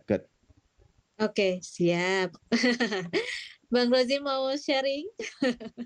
Oke, ini ada yang angkat tangan nih Mas, Ya. dari Mbak Dwi Asih. Boleh Mbak Dwi mungkin bisa langsung unmute Mbak Dwi, kita sharing-sharing di sini. Oke, sebelumnya izin untuk off cam. Terima kasih sebelumnya Mbak Eng sudah diberikan kesempatan untuk bertanya, dan terima kasih juga untuk pemaparannya yang setiap Selasa selalu luar biasa, Mas Satya. Nah, ini menarik banget ya kalau kita bahas soal campaign, terus kita bahas tentang strategi marketing dan lain sebagainya. Cuma kalau boleh kita breakdown lagi nih, untuk strategi marketing yang brand-nya gede-gede banget kayak Apple, kayak, eee, apa, Hermes gitu kan, terus, H&M yang penjualannya juga luar biasa banget. Sebenarnya tapi kita nggak sebagai orang secara umum, kita nggak ngelihat banget nih mereka tuh promosi yang, di mana-mana. Tapi kenapa bisa sih sedikenal itu tuh sebenarnya, hukum psikologis apa aja sih yang mungkin berlaku gitu ya? Atau mungkin, gimana sih kita kita mungkin possible untuk menerapkan, eee, yang mereka gunakan ke brand kita juga seandainya kita punya brand gitu. Terus mungkin lebih kepada pertanyaan gimana caranya soft selling agar orang-orang tuh tahu kalau produk kita bagus. Karena kayak di Indonesia sendiri tuh, banyak sebenarnya produk yang bagus, cuma nggak terlalu ter-up gitu, malah kalah sama brand-brand yang emang udah punya nama gitu. Mungkin itu aja sih, terima kasih sebelumnya. Oke, good. Pertanyaannya ini bagus banget sih. Apa agak panjang jawabnya sebenarnya. Tapi kalau mau saya kasih benang merah, jadi ini tadi Mbak Dwi ya. Mbak Dwi boleh Mbak kirim alamat ke Mbak Eng. Nanti dikirimin ini Mbak buku Good to Great Jim Collins. Oke. Kamu udah pernah baca belum? Belum. Nanti kita kasih apa buku Good to Great-nya Jim Collins. Kenapa? Wah, terima kasih. Karena jadi awalnya dia bikin buku lain sederhananya apa dia bedah perusahaan-perusahaan hebat gitu. Terus ada yang orang yang bilang ya namanya mereka kan udah perusahaan hebat gitu, ya gampang banget lah apa ngerjain itu semua. Tapi gimana sih ngerubah perusahaan yang biasa jadi hebat gitu kan? Terus Jim Collins melakukan penelitian selama lebih dari 7 tahun bareng ramean satu tim penelitinya kayaknya lebih dari 50 orang gitu untuk mempelajari gitu apa sih yang bikin perusahaan-perusahaan ini yang awalnya biasa aja terus jadi hebat banget gitu. Akhirnya ketemu benang merahnya. Nah, itu juga contoh bahwa sebenarnya kayak misalnya SNM tadi nyebutin Apple, nyebutin apa yang ditanya kayak gitu, eh, semua mulai dari ada titik nolnya gitu. Jadi kayak si Steve Jobs mulai dari garasinya juga gitu. Dan saat itu perusahaan yang pengen bikin komputer banyak banget. Atau saya ngelihat di tahun 2007, 2009 tuh hampir semua orang pengen bikin marketplace gitu. Anak-anak kuliahan pun itu kayak yang pengen bikin marketplace jadi apa tesisnya dan seterusnya. Tapi sekarang tambahin 15 tahun kemudian yang marketplace yang kita tahu, kita pakai, kita dengar ya tinggal mungkin Tokopedia, mungkin Shopee, Lazada, Bukalapak atau Blibli atau ya cuma tinggal mungkin 5 sampai 10 yang apa top of mind. Nah, gamenya adalah apa yang membedakan mereka yang waktu itu sama-sama kecil terus bisa gede banget gitu. Jadi pertanyaannya mungkin gitu kali ya. Soalnya kalau kita sekarang lihat Apple yang sekarang, mungkin kita akan ngerasa kayak ya nggak bisa dikejar gitu. Atau kalau kita ngelihat Hermes sekarang nggak bisa dikejar gitu dan seterusnya. Nah, makanya tadi bukunya sebenarnya akan menjawab, Mbak. Apa sih yang bedain mereka yang bisa transform jadi gede banget sama yang nggak bisa transform gitu. Semua punya value-value yang sangat tinggi. Tadi nyebut Hermes, dia tuh eksklusivitasnya gitu. Produknya sangat eksklusif, terbatas. Kalau tas Birkin psikologinya tuh harus dibikin daftar tunggu. Nah, kamu siapa? Kalau kamu belum beli 5 produk sebelum ini kamu nggak bisa beli dan seterusnya. Jadi eksklusivitas ini menciptakan persepsi kualitas dan status gitu. Craftsmanship, fokus kualitas, kerajinan tangan, handmade dan seterusnya itu dianggap karya seni, berarti premium positioning dan seterusnya. Jadi kayak SNM dan seterusnya kayak dia cepat inovasi, target pasar luas, broad appeal, fast fashion dan seterusnya. Tapi ada sejarahnya semua. Saya itu paling senang lihat biografi orang itu kayak karena jadi paham dari day one-nya seperti apa, year one-nya seperti apa, year 5, year 10-nya seperti apa. Jadi kalau yang kita lihat misalnya Wardah sekarang 18.000 karyawan Paragon. Mungkin kita akan kayak nggak mungkin lah aku kayak gitu gitu. Tapi kalau kita tarik mundur 39 tahun yang lalu atau 20 tahun yang lalu atau 15 tahun yang lalu itu jadi masuk akal semuanya. Eiger mungkin 30 tahun 50 tahun lalu seperti apa 30 tahun 20 10 dan seterusnya seperti apa semua jadi masuk akal teman-teman makanya ketika melihat sejarah misalnya Pak William Suryajaya pertama kali bangun gimana sampai jadi Astra seperti apa dan seterusnya eh, apa namanya ada poin-poin yang tanda kutip itu jadi benang merah. Jadi mau Ciputra kalau teman-teman baca biografinya itu dari bertahun-tahun itu cuma renovasi garasi, bikin dapur rumah orang dan seterusnya. Kenapa bisa tumbuh bareng? Jadi kayak ada bola saljunya sih yang saya lihat Mbak Dwi tadi apa bahwa oke dia awalnya gini tapi dia punya value yang kuat, dia gulung ke 100 customer, 100 ini gulung jadi 200 customer, 200 jadi 400 customer, 400 jadi 800, 1600 seterusnya. Tapi dia punya value. Jadi kayak saya poinnya selalu value-nya apa gitu. Tadi nyebut Herman, nyebut SNM, maksudnya semua punya value-nya. Kalau iklan mereka juga iklan gede-gedean, tapi iklannya jauh lebih cerdas, jauh lebih tertarget sih. Makanya kayak orang-orang seperti ini pasti punya yang namanya database pelanggan sih. Kalau kita bahkan yang namanya Ferrari pun atau Bugatti atau apa Lamborghini itu semua punya database pelanggan. Ada misalnya gini, dia ngeluarin Ferrari 200 biji eksklusif. Dia di ngeblasnya ke database pelanggan yang udah punya 3 4 5 Ferrari dan undangan invitation sangat-sangat premium. Kamu berhak, kamu layak, kamu boleh beli, kamu udah ada. Jadi kayak boleh beli itu adalah sebuah privilege bagi pelanggan Ferrari. Hal-hal kayak gitu mereka buat di level itu, permainan pikiran yang lebih sebenarnya ya sampai di level di bawah pun anggaplah judi togel yang ilegal, judi online itu kan mereka permainan pikiran semua ya. Jadi saran saya mempelajari dunia pikiran, dunia psikologi, dunia bawah sadar akan membantu kalau mau jualan lebih gampang. Tapi please gunakan untuk kebaikan atau pastiin produk kita bermanfaat. Jadi nggak bohongin orang. Gamenya selalu di situ sih. Karena cara marketing mereka beda. Jadi termasuk UGM pun tanda kutip sebenarnya marketing, tapi dengan cara-cara yang lain. Nggak yang dengan bikin baliho, dengan banner, dan seterusnya. Mungkin itu yang bisa kita praktekin adalah belajar dari perjalanan mereka. Jadi bukan yang udah gede kita pelajari, tapi kita pelajari dari awal sampai sekarang. Prosesnya Uniqlo jadi perusahaan fashion terbesar sih yang punya jadi orang paling kaya se-Jepang itu gimana, dari awalnya gimana, majunya gimana, dan seterusnya. Jadi kita bisa nyontek dia yang 20 tahun lalu mungkin untuk skala kita sekarang. Tahun depan kita nyontek yang dia 10 tahun yang lalu, itu nanti akan lebih seru sih. Good, itu mungkin sama buku Good to Great ya Mbak? Oke, Sama yang siap. negosiasi, sorry aku lupa ya. Nanti kasih Iya, ke Pak Tri aja Mbak. Bukunya ya, siap. udah ada kok. Oh, udah ada. Terima Oke, kasih siap. banyak. Sama Mbak Dwi. Siap. Mbak Dwi nanti ini ya, chat ke saya ya alamat lengkapnya. Oh ya, oke. Nanti Terima kasih Mbak En. kita akan kirim dari Jogja. Oke, Siap. ini ada yang angkat tangan lagi nih, Mas. Dari Pak Aman. Boleh langsung unmute aja, Pak. Itu ibu itu. Dipersilakan. Iya, ini Bu Oh, Aman. Bu Aman, sorry. Silakan. Oke, suami. Izin menarik banget Mas Bayu ini tadi apa temanya ya. Yang saya mau tanyakan kalau pemasarannya untuk produk yang umum, jadi kayak saya tuh kebetulan usahanya pempek. Kalau di Palembang tuh kan yang jualan pempek udah ratusan apa orang gitu ya.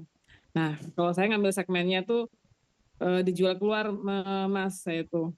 Jadi 90% memang di luar kota Palembang saya pemasarannya. Nah, yang mau saya tanyakan, itu udah benar seperti itu, nggak bagus seperti itu, atau harus menang juga di lokal gitu untuk trik marketingnya? Oke. Jawabannya nggak tahu saya Bu. Ya maksudnya itu bukan sesuatu yang benar dan salah sih menurut saya. Itu seni aja. Ada yang berpikir strateginya ya udah fokus online itu paling bagus, ada yang Online. bagus offline, ada yang kombinasi, nggak ada yang salah, nggak ada yang benar sih menurut saya. Nah, terus yang Pertanyaan biar kita membedakan tuh gimana ya Mas? Soalnya kan saya udah hampir 11 tahunan nih di MPMP. Itu kalau dikasih saya ngeluarin produk baru yang beda dengan yang lain, misalnya PMP isi keju atau PMP yang rainbow dan sebagainya tuh orang nyoba sebentar terus nanti balik lagi ke PMP yang jadul gitu, yang aslinya gitu. Jadi akhirnya lama-lama saya udahlah berarti orang memang maunya yang begitu gitu. Itu jadi akhirnya kan jadinya hampir sama semua yang produksi itu ya PMP jadul, cuma beda di rasa, cuko dan rasa dan harga lah intinya begitu. Kalau untuk produk-produk yang kayak kami yang massal gini kayak misalnya ya Wingko, apa Bakpia atau pempek gini kan istilahnya itu ada trik tersendiri nggak Mas untuk yang jualan yang kayak kami banyak kompetitornya ini? Makasih Mas. Ya, ya, ya, Assalamualaikum ya. warahmatullahi wabarakatuh. Oke, sebenarnya gini, kalau ngomongin kompetitor, semua produk itu ada kompetitornya. Oh Kalau ya. produk nggak ada kompetitornya, itu pilihannya cuma dua. Yang pertama, Anda monopoli atau memang nggak ada pasarnya gitu. Kayak mungkin PLN ya, kalau kan yang boleh jual listrik cuma PLN gitu. Itu monopoli namanya. Ya. Tapi ada juga orang yang kayak nggak punya pesaing karena memang nggak ada pasarnya. Tapi hampir semua produk lah kita sebut apapun benda di Bu Aman lihat benda di rumah deh sekeliling, mau lampu, mau apa kursi, mau laptop, mau handphone, mau sepatu, mau apapun semua ada kompetitornya. Ya. Jadi kompetisi itu part of the game sih, part of the game of the business ya. Jadi kayak dalam bisnis, dalam kehidupan itu semua gamenya kompetisi gitu. Jadi kayak yang eh, nggak apa-apa gitu, kita berkompetisi itu seru harusnya. Nah, sekarang gimana biar bisa menang? Ada trik tersendiri nggak? Kalau kompetisi yang paling sederhana adalah kompetisi olahraga. Tim sepak bola sederhana banget, main gamenya 90 menit, ada papan skornya, siapa yang menang, 2-1, 2-0, 3-0, itu semua bisa tahu siapa yang menang, waktunya berakhir. Tapi dalam bisnis kita kadang kayak capek karena nggak pernah tahu kita tuh lagi menang, lagi kalah, mereka lagi ngapain dan seterusnya.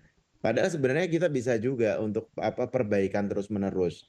Salah satu yang saya selalu sarankan adalah selalu cari belanja ide dan belanja semangat. Artinya secara ide cari ide-idenya, secara semangat cari semangat-semangatnya. Saya tadi Bu Aman nyebut juga bakpia. Contohnya bakpia juga produk itu.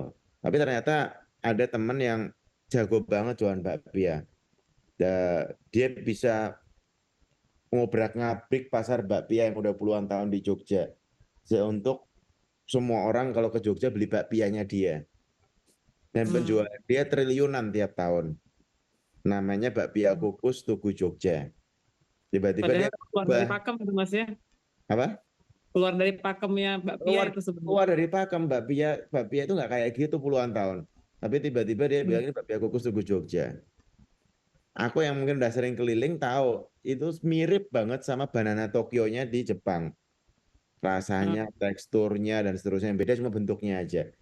Eh, artinya apa? Kadang ya mungkin kita perlu memutuskan sih kita mau jadi apa legenda misalnya ya udah memang jadi yang paling enak apanya dari brandingnya asal usul packagingnya apa namanya rasa ikan segarnya tepung sagu aslinya rasa cuko yang khasnya dan seterusnya gitu. Teksturnya kenyal tidak pecah variasi dan seterusnya kayak terbaik di produk gitu. Contoh misalnya di Bandung ada Batagor Kingsley. Itu harganya kalau nggak salah 30 ribuan sebiji. Itu bagi saya yang suka somai Batagor itu emang seenak itu. Saya di Jogja aja sering banget pesen Batagor Kingsley dari Bandung gitu. Dan kalau kita ke sana ya sebiasa itu tanda kutip pelayanannya, bentuk tokonya, ngantrinya dan seterusnya. Tapi ya selaris itu. Nah itu contoh dia menang banget di produk yang dia kerjain, dia perbaiki terus menerus.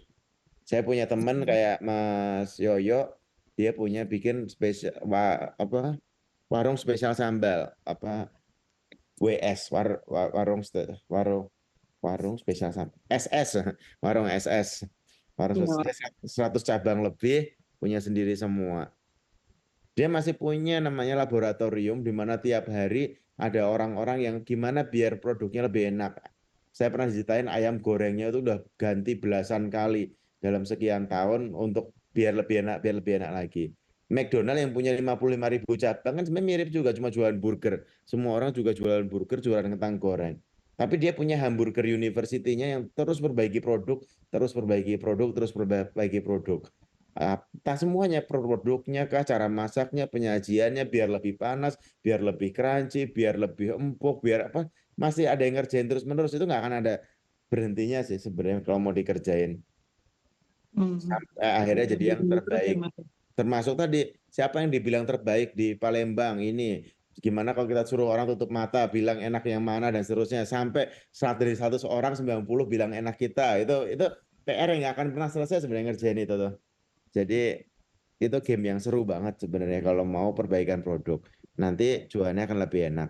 Nah, atau tadi mau inovasi produk. Kalau mau inovasi produk sering-sering belanja ide, gitu itu akan jadi apa namanya? Jadi nilai plus plus plus plus lah. Antara dua itu berarti mungkin. Terus inovasi terus ya Mas ya, mau marketingnya, mau produk, cara marketingnya atau produknya juga hampir semua lininya harus diinikan ya. Iya, soalnya mau yang terbesar di dunia pun pasti mati. Kalau kita tanya perusahaan Indonesia apa yang udah lebih dari 100 tahun, kita bingung jawabnya. Apa Iya. perusahaan Indonesia yang lebih dari 100 tahun? Kalau saya search di Google di apa sejarah Indonesia ya paling Pos Indonesia, Hotel Salak di Bogor, kayak jarang banget yang lebih dari 100 tahun. Di dunia ini juga sama. Jadi kayak dulu 2003, 2007 itu semua orang pakai handphone Nokia terbesar di dunia. Sekarang siapa Hmm. yang pakai Nokia? 2009, 2012, 13 semua orang pakai yang namanya BlackBerry. Sekarang siapa yang pakai BlackBerry? Jadi yang terbesar di dunia pun game over loh. Apalagi kita kalau kita nggak yang terobsesi untuk perbaikan ya bisa jadi kita hilang juga sih. Oke. Ya, Nah, makanya gamenya yang kalau beberapa minggu lalu saya bilang ini bukan cuma gede-gedean bisnis atau banyak-banyakan apa omset, tapi juga gimana kita ngamanin aset kita, sih gimana kita ngamanin cash flow kita, gimana kita tabungan kita, ngamanin investasi kita. Karena yang namanya krisis pasti terjadi, yang namanya apa tantangan pasti ada gitu. Jadi kayak kita perlu mikir untuk dunia investasi juga menurut saya. Gitu kira-kira. ya makasih banyak Mas masukannya. Ya, sama-sama Bu Aman. Oke, Oh Melek iya siap. aman deh, udah nggak perlu ngamanin ya, udah aman kok ya. Bu Aman. Makasih Mas. Assalamualaikum. Waalaikumsalam. Oke, next nih. Oke, boleh Kak Rani ya. Silakan Kak Rani. Halo Kak Rani. Halo, Oh iya, silakan. ya. Halo Kak, salam kenal. Saya Rani dari Lampung. Ini mau sedikit bertanya nih sama Kak Satyanya. Kebetulan suami kan lagi merintis usaha nih, dia baru terjun ke dunia bisnis. Bukan Kemudian, kebetulan lah ya. oh ya, Pasti alhamdulillah pikiran. qadarullah. Iya, iya. Qadarullah Allah takdirkan untuk jadi seorang pebisnis. Itu Ya alhamdulillah. hati-hati loh kalau kemarin itu takdir Jabariyah atau takdir Qadariyah ini harus kita bahas nih. Enggak. Qadarullah, qadarullah insyaallah ya. Ya alhamdulillah sudah berjalan kurang lebih 4 bulan ini Siap. Kak, dan omset alhamdulillah cukup bagus, signifikan. Namun kami ini termasuk yang sudah ada kompetitor, jadi memang suami baru buka baru, kompetitor lamanya sudah bangun, sudah puluhan tahun sudah ada, terus kita jadi kompetitor dia. Nah, sedangkan harga toko di sana itu harganya lebih murah, jauh dibandingkan kita. Sedangkan tahu aja kalau toko retail, dia buka toko retail, toko bangunan, Kak. Jadi toko bangunan, toko retail dengan sebanyak itu barang, ngambil untungnya cuma dikit. Terus di kompetitor sana, harganya lebih murah. Nah, yang suami, ini titipan suami sih pertanyaannya. Bagaimana teknik marketing yang memang pas untuk menang dari kompetitor? Apakah kita juga harus ikut sama? Keuntungannya otomatis beda ya. Maksudnya harga jualnya apakah harus ikut kompetitor atau lebih murah atau seperti apa nih Kak untuk marketing mengalahkan si kompetitor lama atau toko yang lama gitu. Terima kasih Kak sebelumnya. Oke. Wah ini pertanyaannya seru sih. Karena saya jujur nggak bisa jawab sih. Kalau ditanya apakah harga harus lebih murah atau enggak ya. Karena sebenarnya kalau secara teori saya selalu bilang jangan lebih murah gitu. Tapi saya nggak pernah tahu kondisi tiap orang atau tiap industri seperti apa ya. Karena murah-murahan harga tuh rugi semua gitu. Sebenarnya menurut saya. Jadi eh, menarik sih, menarik. Gamenya toko bangunan. Saya tuh ngelihat kompetisi itu sebenarnya adalah yang perlu banget kita pelajari ke kompetitor adalah gimana sih cara dia menangin hati pelanggan. Itu yang perlu kita pelajari. Jadi kita bukan pakai emosi, bukan pakai apa namanya eh apa ya itulah namanya orang yang spontanitas tuh benar-benar spekulasi gitu. Tapi ya benar-benar kita cari tahu kenapa pelanggan pada ke sana gitu. Kita ngobrol sama pelanggannya, kita diskusi sama pelanggannya, kita analisa, kita cari, kita coba jadi pelanggannya, kita kirim orang untuk beli di sana, sampai kita benar-benar tahu kenapa orang beli di sana gitu. Jadi ini teknik kompetisi yang menurut saya paling penting untuk kita pelajari adalah gimana sih kompetitor kita bisa mendapatkan hati pelanggan dan gimana kita bisa jauh lebih baik untuk mendapatkan hati pelanggan. Karena game of marketing, game of selling itu tentang hati pelanggan aja sih. Misalnya kita mau belanja di satu toko, harganya lebih murah, tapi bisa jangan-jangan pelayanannya kasar banget. Bisa jadi kita milih ke toko yang agak lebih mahal tapi pelayanannya bagus gitu. Jadi kayak hal-hal kayak gitu harus kita pelajari sih bahwa ini never about the money only gitu. Bukan tentang price tapi value to price. Ada toko bangunan yang jago banget, harganya lebih mahal tapi mungkin bisa tempo. Harganya mungkin lebih mahal tapi dia ngerti banget konstruksi, diajarin oh ini semennya segini aja, besinya pakai yang segini aja dan seterusnya. Jadi orang ke sana ngerasa kebantu banget gitu misalnya. Oh mungkin harganya lebih mahal tapi kayak jadi bisa jadi dibalik bukan kita lebih bagus tapi harga kita lebih mahal gitu.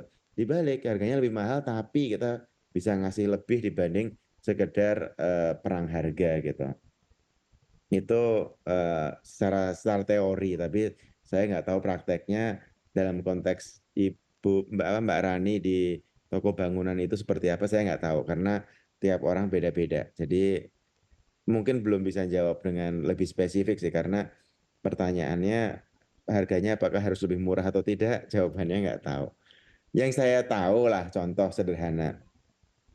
Kalau teman-teman memahami toko kelontong ibu-ibu warung-warung di pasar gitu atau di rumah kampung-kampung gitu itu sama Indomaret sama Alfamart harganya lebih murah mana? Jawab di kolom chat lah. Lebih murah mana? Indomaret atau toko kelontong yang di kampung-kampung? Ya, kolom chat. Bu Cecil jawab Indomaret. Yang lain, toko kelontong. Kelontong. Good. Setahu saya belum pernah ngecek satu persatu harganya, tapi oh ya di sini hampir semuanya jawab kelontong. Apa murah toko kelontong. Tapi kenapa lebih rame Indomaret? Kenapa lebih rame Alfamart? Padahal harganya lebih mahal gitu kan? Apakah karena lebih nyaman? Apakah karena lebih ada AC-nya?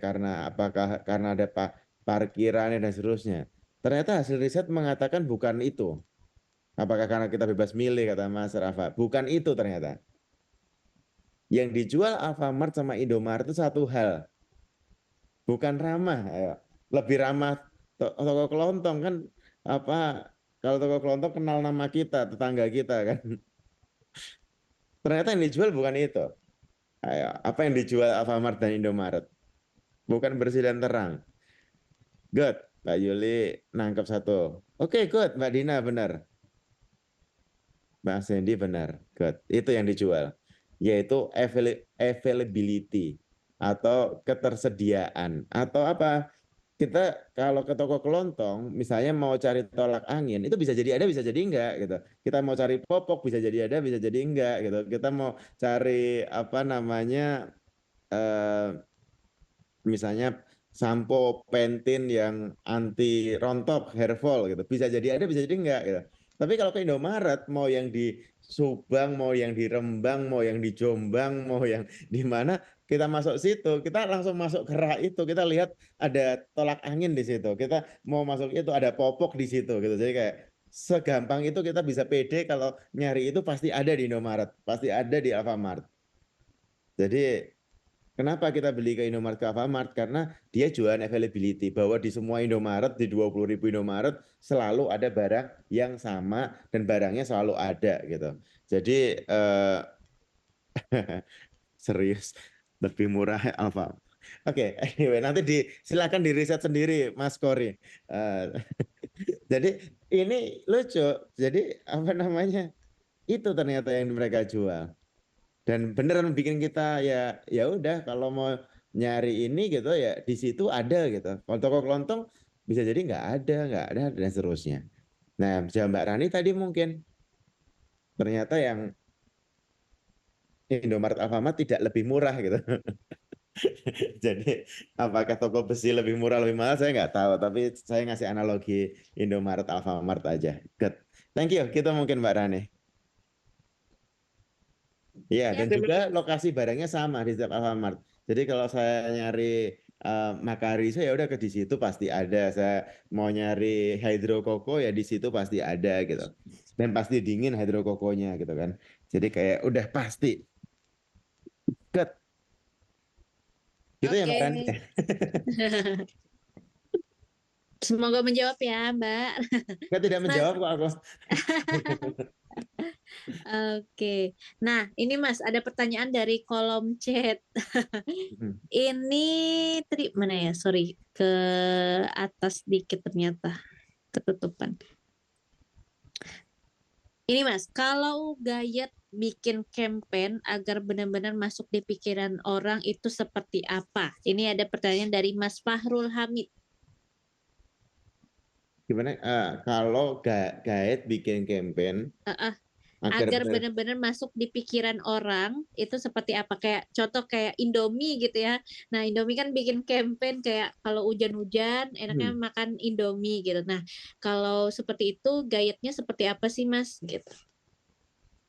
Oke, menarik. Ini ada satu buku recommended tentang ini. Namanya Contagious. Contagious itu ditulis oleh siapa ya? Jonah Berger. How to build word of mouth in the digital age. Gimana sih bisa bikin campaign tadi yang bisa masuk ke kepala orang gitu, atau yang bisa menyebar dari mulut ke mulut. Kalau nggak salah tuh steps apa namanya istilahnya ya. Istilahnya tuh steps. S pertama itu social currency. Orang-orang cenderung kayak bakal makin masuk ke kepala, termasuk dia akan ceritain kemana-mana kalau itu membuat mereka terlihat baik atau keren di mata orang lain. Jadi kalau suatu produk kayak kalau mereka ceritain itu kayak bikin dia terlihat keren, itu dia mau nyeritain kemana-mana. Misalnya kita bikin pakai barang yang eksklusif atau ada info yang wow banget dan seterusnya. Yang kedua adalah trigger atau pemicu. Ide atau produk yang terkait dengan pemicu yang sering dijumpai dalam kehidupan sehari-hari lebih mudah diingat dan dibagikan. Indomaret tadi itu iklan berjalan sebenarnya. Kalau kita lagi jalan, itu lihat Indomaret dulu, baru kepikiran sesuatu, belinya di Indomaret depan gitu. Jadi triggernya itu bukan lihat Indomaret langsung berhenti, justru Indomaret kepikiran barang nanti belinya yang di depan. Makanya produk-produk yang dipakai harian itu jauh lebih gampang jadi trigger untuk beli lagi karena memang sering banget kita berinteraksi. Yang ketiga adalah yaitu emotion. Apa itu emotion? Emotion itu adalah kayak konten yang membangkitkan emosi yang kuat. Jadi kalau humor tuh ya bikin ketawa banget. Kalau bikin dia heran itu bikin dia takjub atau bikin dia ngerasa wow. Atau sekalian bikin dia marah banget tapi ada emosi. Atau marah terhadap keadaan atau marah terhadap pemerintah kemarin atau marah terhadap siapa. Tapi kayak ada emosi di situ. Makanya video-video iklan terbaik tuh sekarang tuh lagi dipegang Thailand. Kalau teman-teman tahu nanti mau belajar cari aja video-video iklan Thailand tuh bener-bener ngena banget. Bener-bener yang kayak ada emosinya gitu. Sebenarnya kalau kita puterin 3-4 video Thailand itu udah lebih cukup dibanding saya ngomong sejam lagi ya itu. Karena sepowerful itu sebenarnya video-video Thailand. Mbak, kalau ada satu video Thailand lucu juga buat kita tonton. Video iklan apa mau asuransi, mau rumah makan itu di luar akal semua, di luar nurul. Good. Oke, Berikutnya siap-siap. apa? Publik. Apa itu produk atau ide mudah terlihat oleh publik, maka akan lebih mudah pula untuk dia kayak sebarin ke yang lain. Misalnya kalau ada logo di baju, teknologi yang kayak sesuatu yang semua orang kayak akan lihat terus-menerus itu lebih gampang untuk dia ceritain ketika lebih sering dilihat. Jadi kayak McDonald itu yang M-nya itu sengaja tuh ada di 55.000 lokasi ada M-nya semua. Jadi kita lihat M aja udah kayak langsung masuk ke situ. Itu contoh-contoh yang masuk bawah sadar tuh. Yang kelima adalah practical value. Jadi ketika orang ada manfaatnya, orang akan bagi, orang akan ngomongin, akan orang berbagi informasi atau kayak ya pasti dia pengen sharing tentang itu. Nah terakhir itu yang ngomongin stories.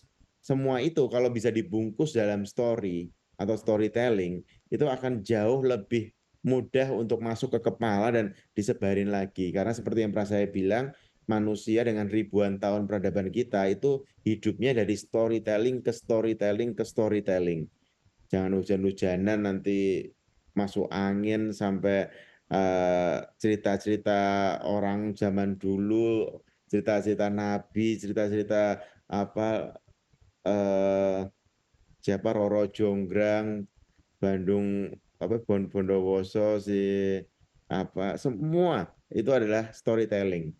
Jadi si Malin Kundang, Tangkuban Perahu, cerita semua adalah storytelling. Nah, jadi kombinasi antara social currency, trigger, emotion, public, practical value, dan story itu yang bisa bikin sebuah iklan atau campaign itu ngena banget ke kepala orang. Jadi diputar aja Mbak di sini satu buat intermezzo. Aku nggak tahu, jadi sekalian lihat juga.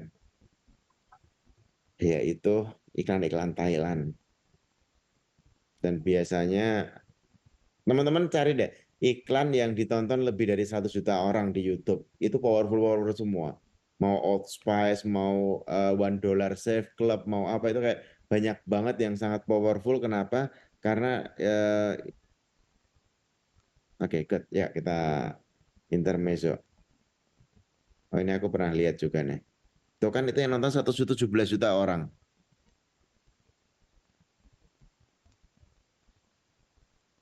Suaranya belum ada.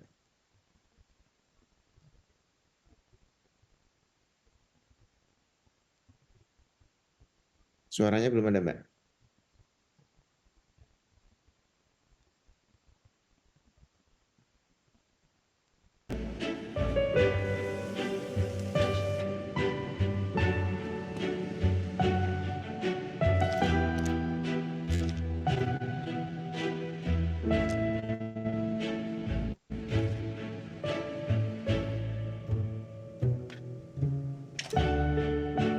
เขาจะได้อะไร ถ้าเขาทำแบบนี้ทุกวัน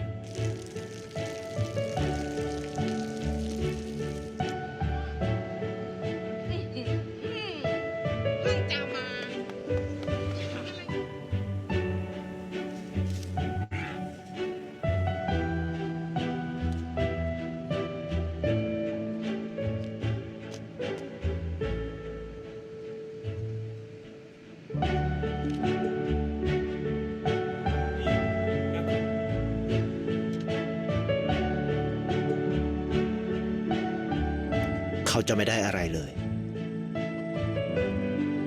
ไม่ได้รวยขึ้น ไม่ได้ออกทีวี ไม่มีใครรู้จัก ไม่ได้มีชื่อเสียงที่มากขึ้น Badannya belum diganti.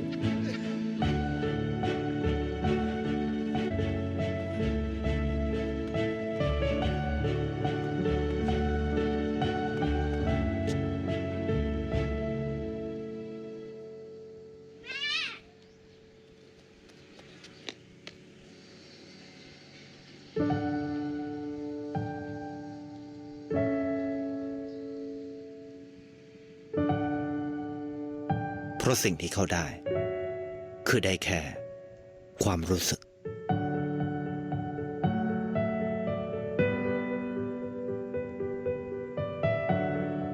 ได้เห็นความสุข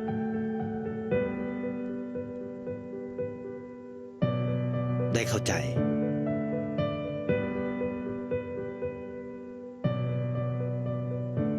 ได้ความรัก ได้ในสิ่งที่เงินซื้อไม่ได้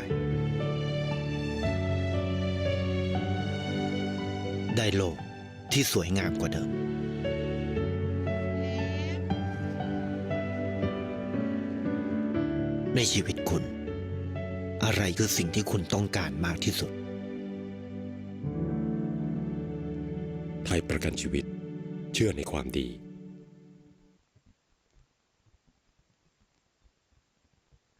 Nah itu contoh sih sebenarnya kalau teman-teman marketing disuruh nonton 100 video yang view-nya lebih dari 1 juta dianalisa tiap video, lama-lama dapat feel-nya sih. Oh ini video yang bakal viral, oh ini video yang bakal masuk, video yang bakal diingat dan seterusnya.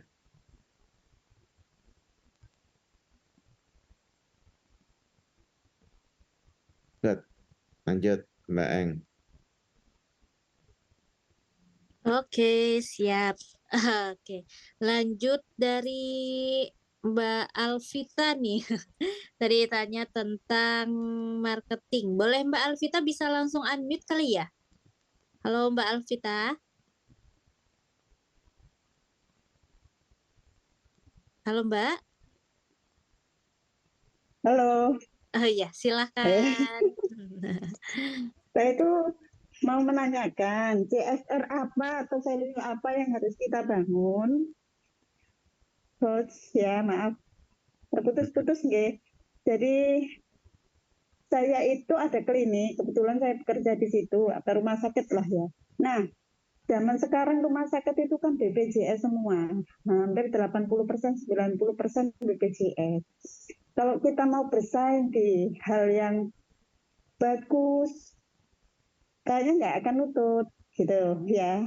Sedangkan saingan kita di sebelah itu mungkin rumah sakit pemerintah di mana dananya kuat. Ya dia mereka nggak mikir beli alat, nggak mikir bikin gedung, semuanya dapat dari pemerintah gitu loh. Nah ini yang lebih baik yang kita lakukan untuk mempertahankan di masyarakat selain pelayanan yang baik itu apa? Pak, yang harus kita tonjolkan itu. Biasanya yang ditonjolkan kita kan pelayanan yang bagus, ramah gitu. Yang lainnya, faktor-faktor yang lainnya yang barangkali bisa menyebabkan kita diterima masyarakat itu apa gitu. Dengan kondisi masyarakat itu di daerah menengah ke bawah gitu. Sekarang yang dilakukan apa aja berarti? Saya ya, pemasaran ini kami mencoba bekerja sama dengan masyarakat, melakukan penyuluhan-penyuluhan, bakti sosial, kemudian pemasaran lewat Instagram, ya seperti itu, dan membentuk pelayanan yang baik. Menguatkan SDM kami, Oke. Kita tuh mendampingi juga rumah sakit, ada 500 karyawan, rumah sakit swasta juga untuk mayoritas BPJS juga gitu. Yang kita lakukan sebenarnya cuma satu, yaitu benar tadi pelayanan yang luar biasa. Tapi luar biasanya benar-benar kita planting biar ini jadi omongan gitu. Biar mereka nanti jadi bukan cuma sekedar cepat, bukan cuma sekedar bersih, bukan sekedar cuma ramah gitu, tapi kayak ada aktivitas-aktivitas yang kita bikin sehingga ini jadi omongan dari mereka. Itu hal-hal yang omongan tuh apa sih gitu. Kalau ada anak kecil tiba-tiba kita datengin kasih balon gitu mungkin, atau tiba-tiba kita main sulap di depan dia gitu, mungkin dia akan lebih ingat gitu dibanding cuma sekedar yang sesuai SOP gitu. Oh tiba-tiba kita tahu dia kayaknya suka majalah bola gitu, atau dia kayaknya seneng apa gitu, itu yang kita lakuin dan itu bisa jadi omongan sih. Dan omongannya itu kalau zaman sekarang lebih powerful karena mereka ngomongnya di sosial media. Jadi kalau dulu kan ngomong mungkin di rumah sama teman kantor atau teman sekolah ke 10-20 orang ya. Tapi kalau di sosial media tiba-tiba bisa kayak ribuan orang yang lihat gitu, karena itu memang di-planting agar orang ngomong. Budget marketingnya jadi tanda kutip ditaruh di surprise-surprise ke pasien yang ada di situ gitu. Jadi terutama kita kan punya data pasien, kapan dia ulang tahun, dia sakitnya apa, riwayatnya gimana, udah datang berapa kali. Itu kalau kita bisa mengolah database itu untuk jadi customer experience atau wow experience, itu yang akan jadi omongan di masyarakat, dibanding kita CSR yang kutip terlihat seperti jadi kewajiban atau terlihat seperti jadi program formal gitu, sehingga semua orang yang ngerasa ya memang tanggung jawabnya rumah sakit lah, pasti rumah sakit duitnya banyak lah, kan asumsi masyarakat kelas menengah bawah nganggapnya gitu terus ya. Nah, kalau yang disentuh hatinya dengan cara-cara yang tidak biasa, bisa jadi 1.000 pasien yang kita sentuh 10-20 pasien, tapi efeknya bisa luar biasa. Jadi itu yang kita lakukan di rumah sakit di Jogja, ada satu rumah sakit. Jadi intinya biar orang ngomongin kita tadi pakai step SDE, PPS tadi. Apa yang bikin ketika kita lakuin, pasien ini bakal cerita di sosial media kemana-mana tentang apa yang dia alami gitu. Mau tiba-tiba satpam bantuin parkirin mobil vale, mau tiba-tiba apa di-upgrade kamarnya, mau apa kita suka 1-2 hal kayak gitu tiap hari dilakuin oleh semua pegawai ya. Jadi omongan, mulai jadi omongan. Itu yang kita lakuin. Tapi kalau detail-detailnya saya nggak begitu paham karena industrinya BPJS tadi ya, sama kan kalau kita berharap lebih banyak orang sakit agak lucu juga. Mungkin kita lebih kayak kalau sakit ingat kita gitu mungkin kali ya. Itu bisa Oh, sama gitu. sama juga pelayanan berikutnya. Kalau dia sakit ini kan kita jadi tahu. Bisa nggak minggu depan kita telepon, kita tanya masih gimana, apa udah perkembangannya lebih baik atau belum, rasanya gimana, dan itu cuma customer care yang terus peduli gitu, kayak yang kalau kita tahu dia memang harus bulanan datang ke sini kayak 3 hari sebelumnya ditelepon dan seterusnya, hal-hal kayak gitu eh lucu. Mungkin Mbak Nana boleh bantu jawab juga tuh. Jadi Mbak Nana Sutisna itu bilang rumah sakit swasta lebih laku daripada RSUD karena pelayanannya bagus, ramah, cekatan, sopan, sapa, senyum. Ya benar, biasanya itu. Saya pribadi ngeliat banyak orang eh, lebih suka yang kayak gitu sih. BPJS kita juga rugi atau nggak rugi kan sebenarnya? Cuma cuma cuma mepet gitu mungkin ya, Mepet, Pak. mepet ya. Mepet sekali sebenarnya. Sama di Tempo ya. Iya Ya Pak, iya iya. Pak Satya, kapan-kapan saya pengen ngobrol dengan Pak Satya kalau ada nomor kontaknya gitu. Bisa diberi Boleh. nomor kontaknya gitu. 0818 500 700. 081. Nanti saya tak WA-an aja kok saya pas tidak bawa pulpen ini. Siap. Oke. Oke, siap. Iya, terima Kita kasih. 2 pertanyaan lagi kali ya, Mas ya. Bebas Lumayan nih, bebas Bang. bebas. Oke, siap. Nah, ini ada pertanyaan dari Makasih. Siap, Sama-sama makasih banyak Mbak Mbak Alvita. Alvita. Sehat selalu. Ya. Oke, ini ada pertanyaan dari Kak Yova. Sekarang viral es teh jumbo, cup besar, harga cuma 3.000. Jarak 25 meter ada jual es teh jumbo. Saya yang jualan pertama padahal. Semakin hari semakin berkurang omset. Nah, Mas Satya, gimana caranya S3 marketingin untuk es teh jumbo ini nih, Mas? Berarti Nggak, lebih ke kompetitornya nih. nggak tahu. Nggak tahu caranya.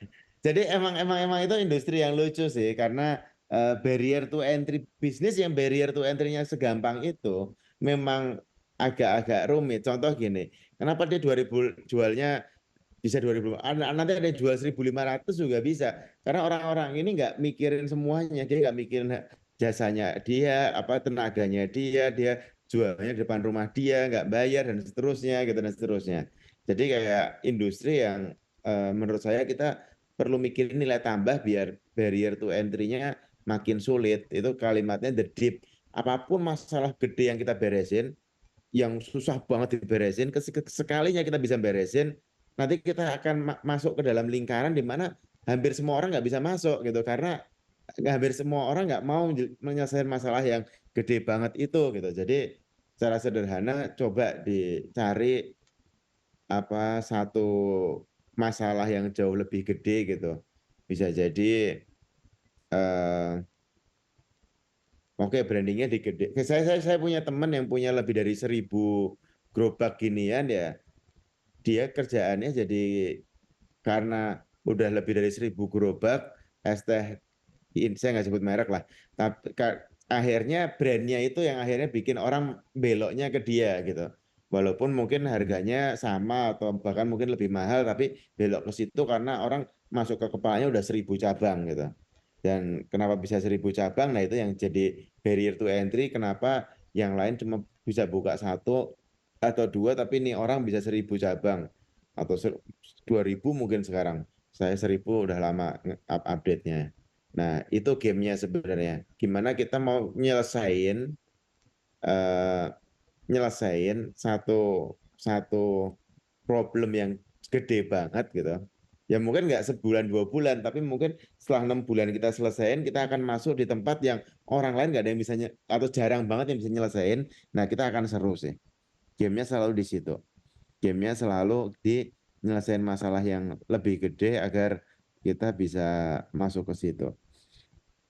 Itu kira-kira. Oke, Cari siap. masalahnya, cari masalahnya. Cari masalahnya, Mbak Yova. Oke, siap. Ini ada pertanyaan. Misalnya di sampingnya bikin Aha, warung tahu apa itu buat jeletot tahu mercon yang tahu pedes banget. Nah, kan kalau tahunya pedes kan jadi Iya, masalah. Beli es teh nanti. pengen es teh, Misalnya. jajannya komplit. Ya, Oke. oseng mercon gitu kan jualannya di depan itu gitu bisa. Anyway, tapi kan maksudnya kalau es teh kan semua warung juga hampir semua warung itu ada es tehnya. Karena hampir semua menu minuman tuh kalau nggak es teh es jeruk gitu. Jadi artinya kita harus cari tanda kutip masalah yang lebih gede. Es teh Indonesia dia cari masalah lebih gede. Gimana es teh bisa jadi produk premium dan seterusnya. Jadi gamenya cari masalah. Cari masalah itu maksudnya yang mau kita selesaiin, dan kalau kita selesaiin kayaknya kita bakal dapat reward gitu lah kira-kira. Bakal dapat hasil. Oke, siap. Next nih Mas, pertanyaan dari Mas Hendy. Oke, malam Mas Satya. Salam kenal, saya Hendy. Saya seorang marketing untuk produk kursi pijat dengan positioning middle up. Saya sendiri termasuk baru mendalami bidang sales dan marketing, baru 3 bulan. Saya mau tanya, bagaimana cara untuk menambahkan value pada brand kita? Apakah value hanya berhubungan dengan nilai plus produk atau pelayanan pelanggan? Nah, itu Mas. Pertanyaan dari Oke. Mas Hendy. Ya kalau pertanyaan gitu jawabannya ya benar dua-duanya nilai plus produk dan pelayanan pelanggan dan banyak hal lainnya sebenarnya. Jadi gamenya itu selalu kalau bisa tentu semua hal kita beresin. Tapi kadang hubungannya sama resource, sama waktu, sama jumlah orang yang ngerjain. Makanya kita perlu milih apa yang jadi fokus kita saat ini. Apakah 2 bulan ini mau fokus ke value, terus kemarin 3 bulan perbaiki pelayanan pelanggan dan seterusnya. Biasanya sih kalau bisnis baru mulai kita sibuknya beresin yang jadi masalah paling urgent gitu, itu yang biasa dilakuin. Tapi ketika udah makin gede ya akhirnya semua punya divisinya masing-masing, departemennya masing-masing, akhirnya semua diberesin sih. Jadi gamenya adalah apa kombinasi akhirnya, dan ini nggak pernah selesai sih. Yang saya bilang tadi ya, mau perusahaan-perusahaan terbesar di dunia pun masih pada tutup-tutup juga gitu. Kalau teman-teman lihat Fortune 500 misalnya 500 perusahaan terbesar di Amerika gitu, mundur 20 tahun aja atau 30 tahun aja itu geser semua. Jadi kayak top 100 deh itu geser semua. Jadi memang something ini kayak memang never ending game sih. Gimana kita value lebih contoh kursi pijat. Aku tahu waktu pertama kali keluar harganya mahal banget tuh. Berapa ya waktu itu? 81 jutaan, ada yang 150 juta dan 80 juta gitu. Sekarang aku tahu dengan model-model yang mirip dan seterusnya bisa harganya jauh lebih murah dan seterusnya. Jadi memang gamenya adalah never ending improvement sih. Gamenya semuanya dalam bisnis kaizen, kaizen, kaizen. Jadi bagi yang belum tahu juga kenapa saya bikin Selasaan ini ya biar mau nggak mau saya harus belajar kaizen diri. Jadi yang paling diuntungkan dia Selasa adalah saya, karena mau nggak mau saya harus terus nyari yang dipelajari lagi untuk di-sharing lagi. Gitu kira-kira, Mbak Eng. Thank you Oke, teman-teman semua. siap. Thank you teman-teman semuanya. Untuk Selasaan ini mungkin kita ini ya akhirnya di sini, dan makasih juga Mas Satya dan teman-teman yang hadir. Mohon izin tadi aku udah screenshot ada 2 pertanyaan juga, nanti siapa tahu nanti bisa kita ini ya carikan jawabannya teman-teman. Oke, thank you teman-teman yang sudah hadir di Selasaan. Boleh dong yuk yang lainnya di unmute. Kita unmute semuanya. Harusnya Nah, unmute itu dari tadi aja ya biar ada suaranya ya. iya bener. Kayak ngomong sendiri kalau enggak. Oke, Terima good, kasih good. Thank you banyak. semuanya. Thank you semuanya. Terima Selamat kasih banyak.